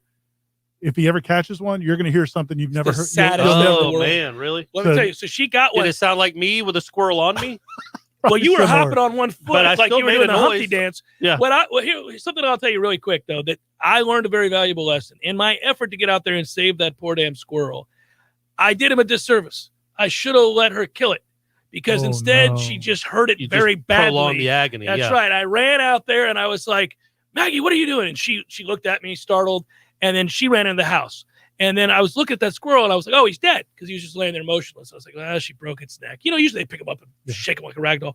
So then she goes in the house. I get Steve in the house and I'm like, oh, that sucks. I'm going to have to go pick up that squirrel and get it out of the backyard because I don't want her to eat it. Right. And so then anyhow, it's dead laying there. I'm like, oh, forget about it. I walk back inside. The kids are like, what was that? I was like, Maggie got a squirrel, killed it. What are you going to do? And this squirrel must have nature. And the squirrel must have been the slowest damn squirrel of all time. It was natural selection. This thing, I mean, come on, get moving. Days were numbered. Yeah. And so anyhow, I didn't think much of it other than I was sorry for it. But I thought it was quick. And then I walk out there and it's dragging its one leg and it's trying to get to the fence. Man. And I'm like, I'm going to have to have a shovel and hit this thing in the head. We need to start talking about football again. This is taking a weird turn. And then I went back in the house and did what I do with all things that terrify me. Ignore it. It'll go away. So I walked back in and I was just like, maybe something will get it, like a bird will get it or something like that. I'm like, come on, Does the hawk even want to damage squirrel? Perhaps. I don't know. But I kept peeking out there every now and then. I'd see it just kind of sitting there. It looked like it was still breathing. Eventually it did die and I threw it over the fence. You should have called me over. Maybe, I don't know, the more humane thing might have been to put it out. The more humane thing, if I had been man enough to do it, was to go grab a shovel and hit it. Or pull out your 38. Yeah. Pew, pew. I don't have one. Squirrels are gross. Seminole Headlines on 93.3 Real Talk Radio and Warchant TV. Your local news now. The Leon County Sheriff's Office said one of its deputies was taken to a local hospital with non-life-threatening injuries after being pinned between two cars. On Sunday around 3 a.m., deputies were assisting TPD officers on a shooting that occurred at the 2600 block of West Tennessee Street. Due to the shooting, law enforcement officers shut down traffic in the area. Despite this, 3 vehicles traveled off the roadway in an attempt to circumvent the closed roadway. Law enforcement officers stopped the vehicles and spoke with drivers. One of the drivers, 29-year-old Deruja Jones-Barrow, put her vehicle in reverse and struck an LCSO deputy. The collision forced the deputy onto the trunk of Jones-Barrow's vehicle. The vehicle continued to reverse, pinning the deputy between another vehicle. The deputy was able to get free and was transported to a local hospital with non-life-threatening injuries. A Florida Highway Patrol trooper investigated the traffic crash and determined Jones-Barrow was impaired. She was charged with DUI and transported to Leon County Detention Facility. This is Rachel Lene with your Real Talk 93.3 local news update, brought to you by Macklemore Systems, Tallahassee's go-to Mac store. Check them out online at MacklemoreSystems.com. This is meteorologist Paul Trombley with your Real Talk 93.3 weather update. Scattered thunderstorms likely this afternoon, otherwise overcast skies. High temperatures reach up to 84, southerly winds 10 to 15 miles per hour.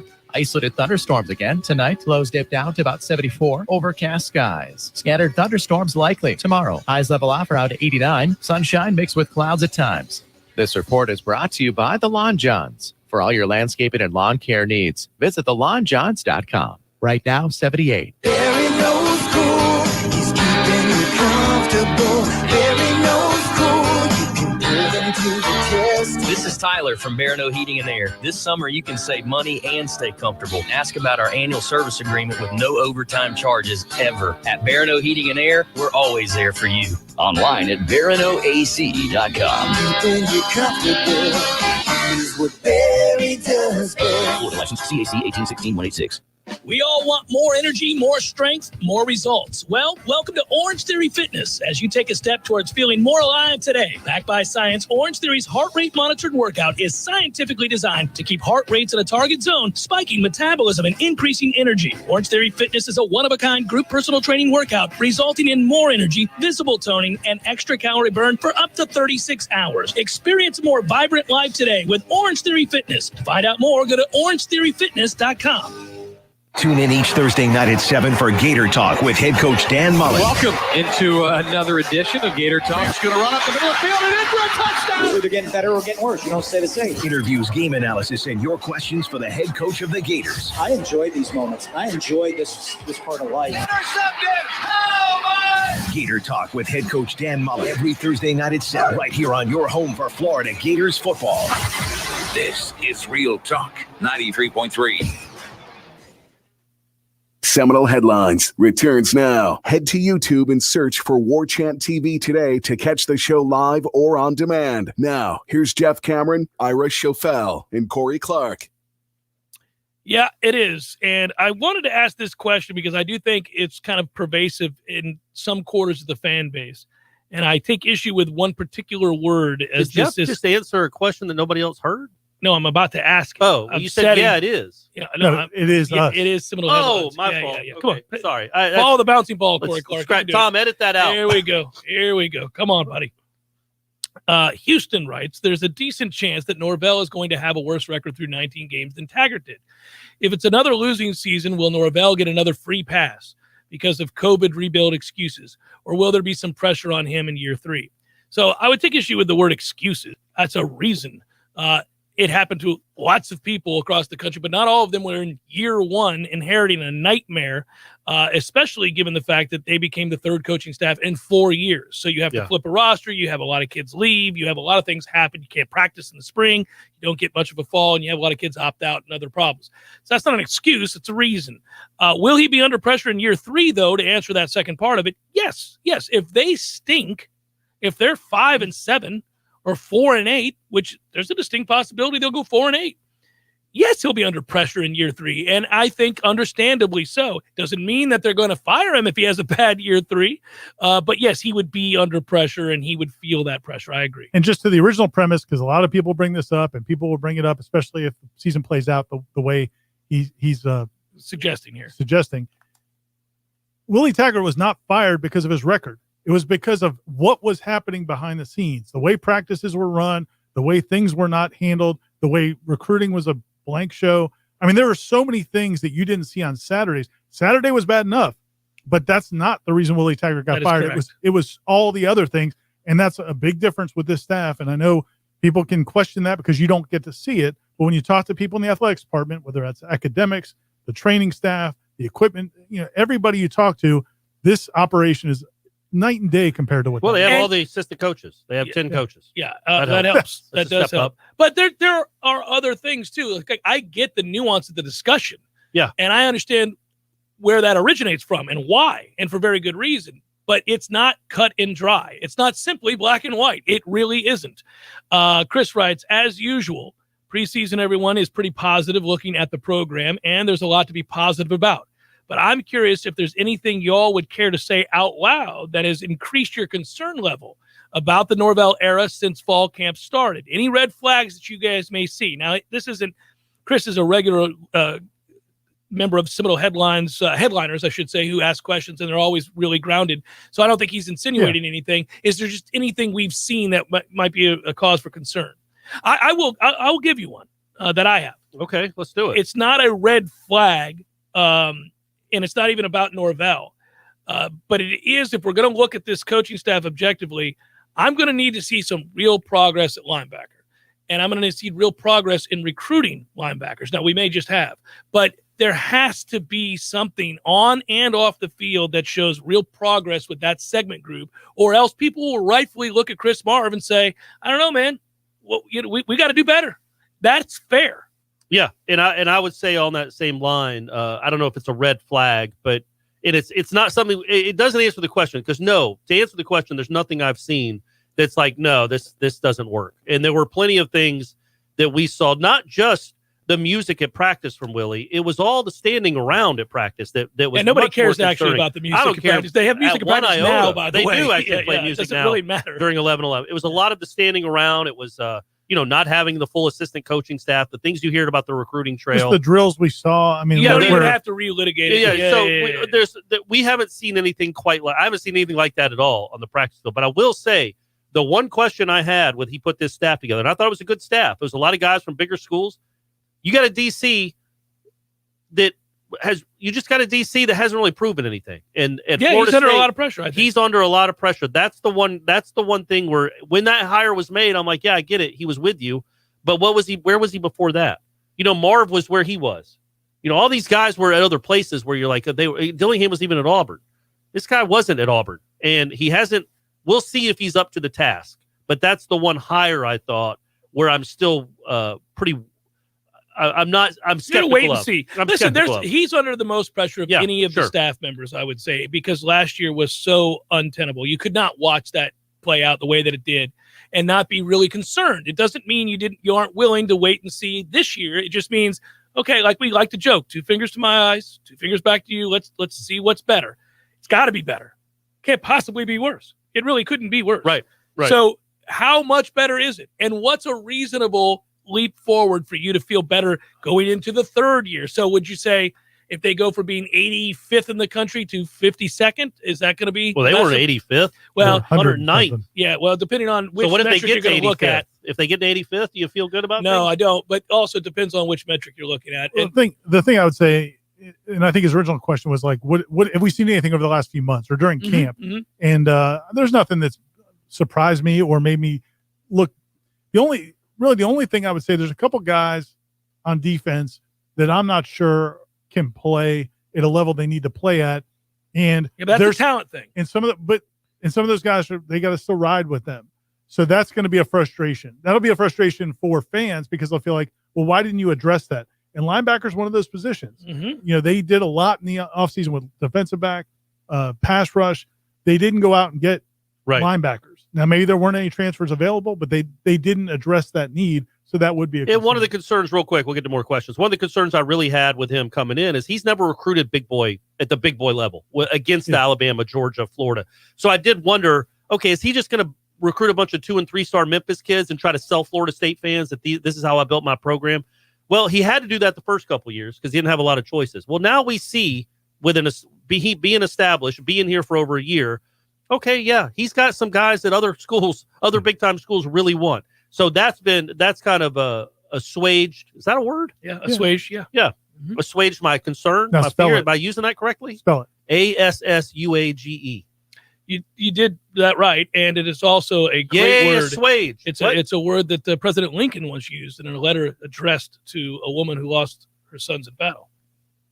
Oh yeah, from Saving Private Ryan. Well, that quote is in Saving Private Ryan, but it's also a great use of the word. Yeah. You didn't know why you knew that. I just helped you out. Thanks. Yeah. I just know it starts with ASS. Chad, thank you. He has contributed to the cause of Seminole Headlines and writes, Ultras on Me. That's right. Courtesy of the John Harbaugh Cares Foundation. That's your welcome, Chad. I have provided that for many who listen to this show for years. Woo, go Noles, beat Notre Dame. Thanks, Chad. Appreciate it. I'll try not to drink too much or Ira might get upset with me. Friday night, I'm a grown man, Ira. Florida State football. Sorry, I was going to skip ahead here. Will FSU have any concerts after the game this season? I did this because it's a running joke on my show. Usually those shows are a little bit left to be desired. I would guess no, given the era we're in right now. That's a tough thing to pull off, right? Maybe. Are they doing downtown? They doing downtown Get Down? Yeah, they are. Yeah. I know they're doing the one in Bannerman.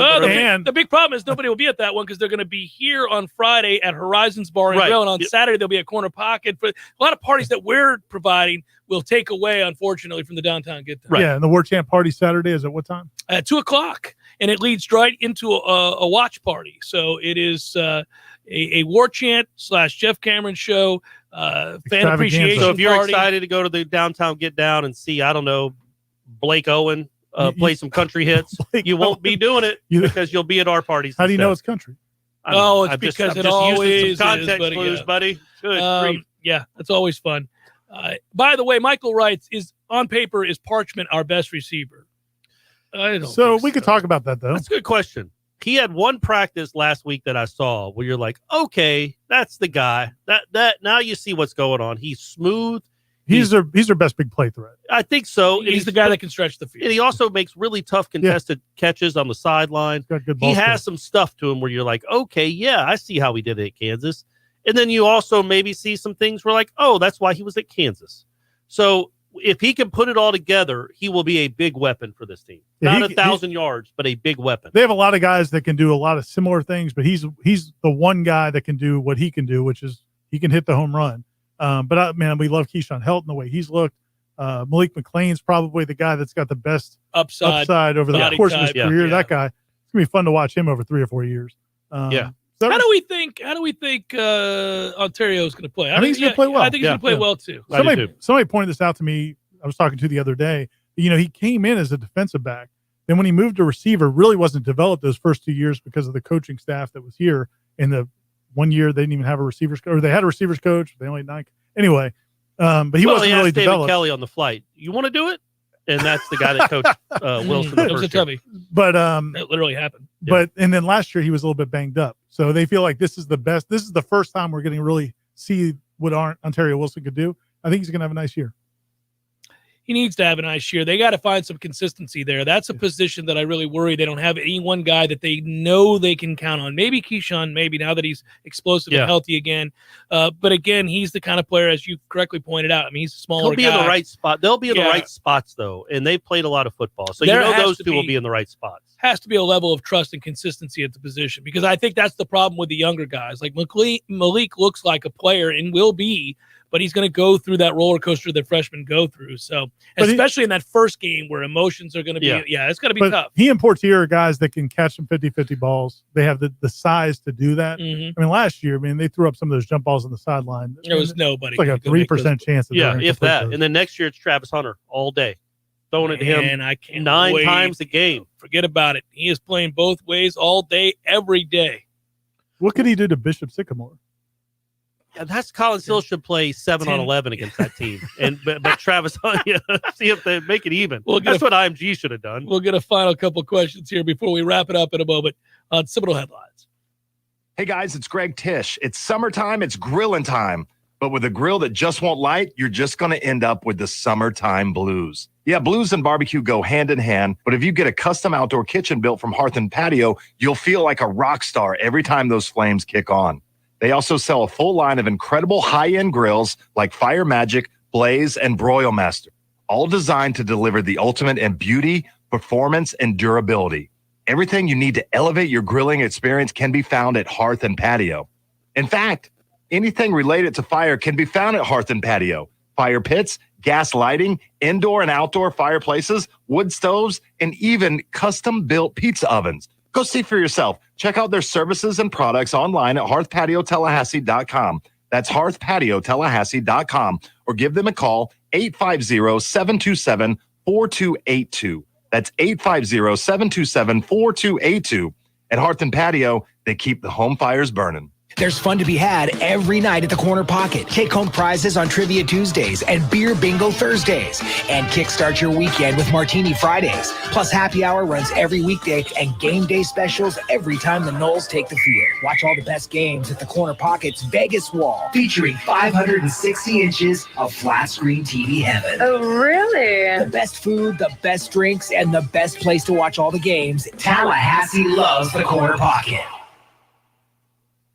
When the forgotten poor are in need of healing, they wait for a ship unlike any other. Mercy Ships, a floating hospital staffed by volunteers, heroes of mercy who donate their time to save lives. Every human has the right to have a place at the table of the human race. If you could just see the smiles that you get when lives have been changed, then it would make it all worth it. To learn more about Heroes of Mercy, go to mercyships.org. You went online to switch your car insurance to Progressive so you could save money. But then you saw a friend request from an old summer camp buddy. And now here you are, clicking through photos of his kickball team from 2011. Oh, looks like they won the championship that year. Then he moved to Tulsa. Oh, a new tattoo. Yes, they said it was easy to save hundreds on car insurance with Progressive, but they forgot about the rest of the internet. Progressive Casualty Insurance Company and affiliates. National average savings by new customer surveyed who saved in 2019. If you weren't the owner of Gordo's and all those wonderful restaurants, Eddie, what would you be doing? You know, I think I'd want to be I don't know what I'd want to be, a boat captain or a cowboy. You know how to use a lasso? No. You'd have to do that if you were a cowboy. Yeah, but I've never even been on a horse. It's not my place to be on a horse. I agree. And the horse thanks you. Gordo's, bringing the flavor and flair of Cuban food to Tallahassee since 1996. Seminole Headlines returns now. Head to YouTube and search for Warchant TV today to catch the show live or on demand. Now, here's Jeff Cameron, Ira Schofel, and Corey Clark. Happy game week, fellas. What's more likely? A double reverse already been asked by me, and that was Terry getting a second run. I meant to go down here to Nate, who says, hey, Jeff and Ira and Sweet Pea, who will be the first to go straight to the limo? Ooh. And will we get a deep-throated hour number 2 with a victory on Sunday? Corey? Oh, yeah. Yeah, that's worth it. Absolutely. If they beat Notre Dame, I'll give you an hour number 2. I'll give you an hour number 1. I'll give you every segment 3. Just every time we come back, I'll talk. Yeah, okay. I would say Toa Feely is my guy. Might not even be and I haven't seen this, so don't think Corey's spilling secrets. I literally have not seen this play run in practice. Some sort of wheel route with old Toe Dog, with old Toe Jam. I like that. Toe Jam's going to get matched up on an inexperienced linebacker. Toe Jam, huh? And they can't cover him. It's going to be a 60-yard walk-in touchdown. What was your nickname for that backfield? Which one? Which one? Tophilian Webb. Web Toad. Seagull. Seagull. Because they have web toes. Yeah, that's right. Yeah, we lost that. LaDainian. Heartbreaking. If you weren't listening to us back at the old station, just you be missed thankful. those classics. Yeah, there you go. He had web toe, man. It made sense. The Seagull backfield. I do think they'll miss Webb. I loved him. I loved him as a player, and I thought he had some Trayshawn physicality Ward, to man. him. Yeah. And that's not a joke. Trayshawn Ward can play. Yeah, but he's not the same physical player in terms of the size. No, He's DJ a little Williams. You got Physical, Williams. You got Corbin's Corbin. physical. He's got a little physicality to him. Come on. Good back. Good back. Good Jonathan writes, all right, if we beat the Irish and our defense looks somewhat coordinated, how much does this change your view of the season? How well do we have to play to make you bullish on the 2021 Noles? Flip side, what's the one flaw that if you see carried over from last year's team to this year's team will make you want to scream like Corey facing squirrels? Okay. Apropos. Yeah.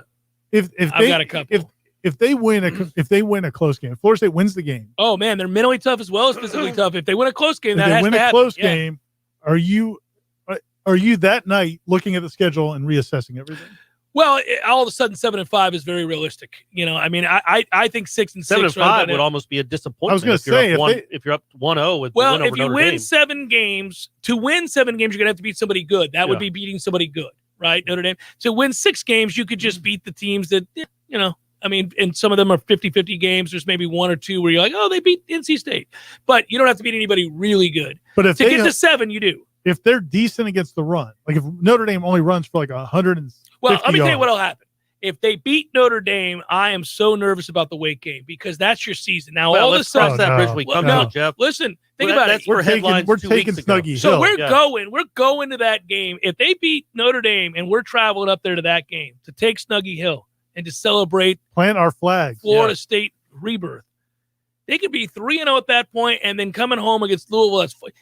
You're 5-0. We got a top 10 matchup, folks. Yeah. When we start talking about Clemson and North Carolina. Game day in the house. Woo! All of a sudden, we're the story of college football. So to answer your question, that's what will happen.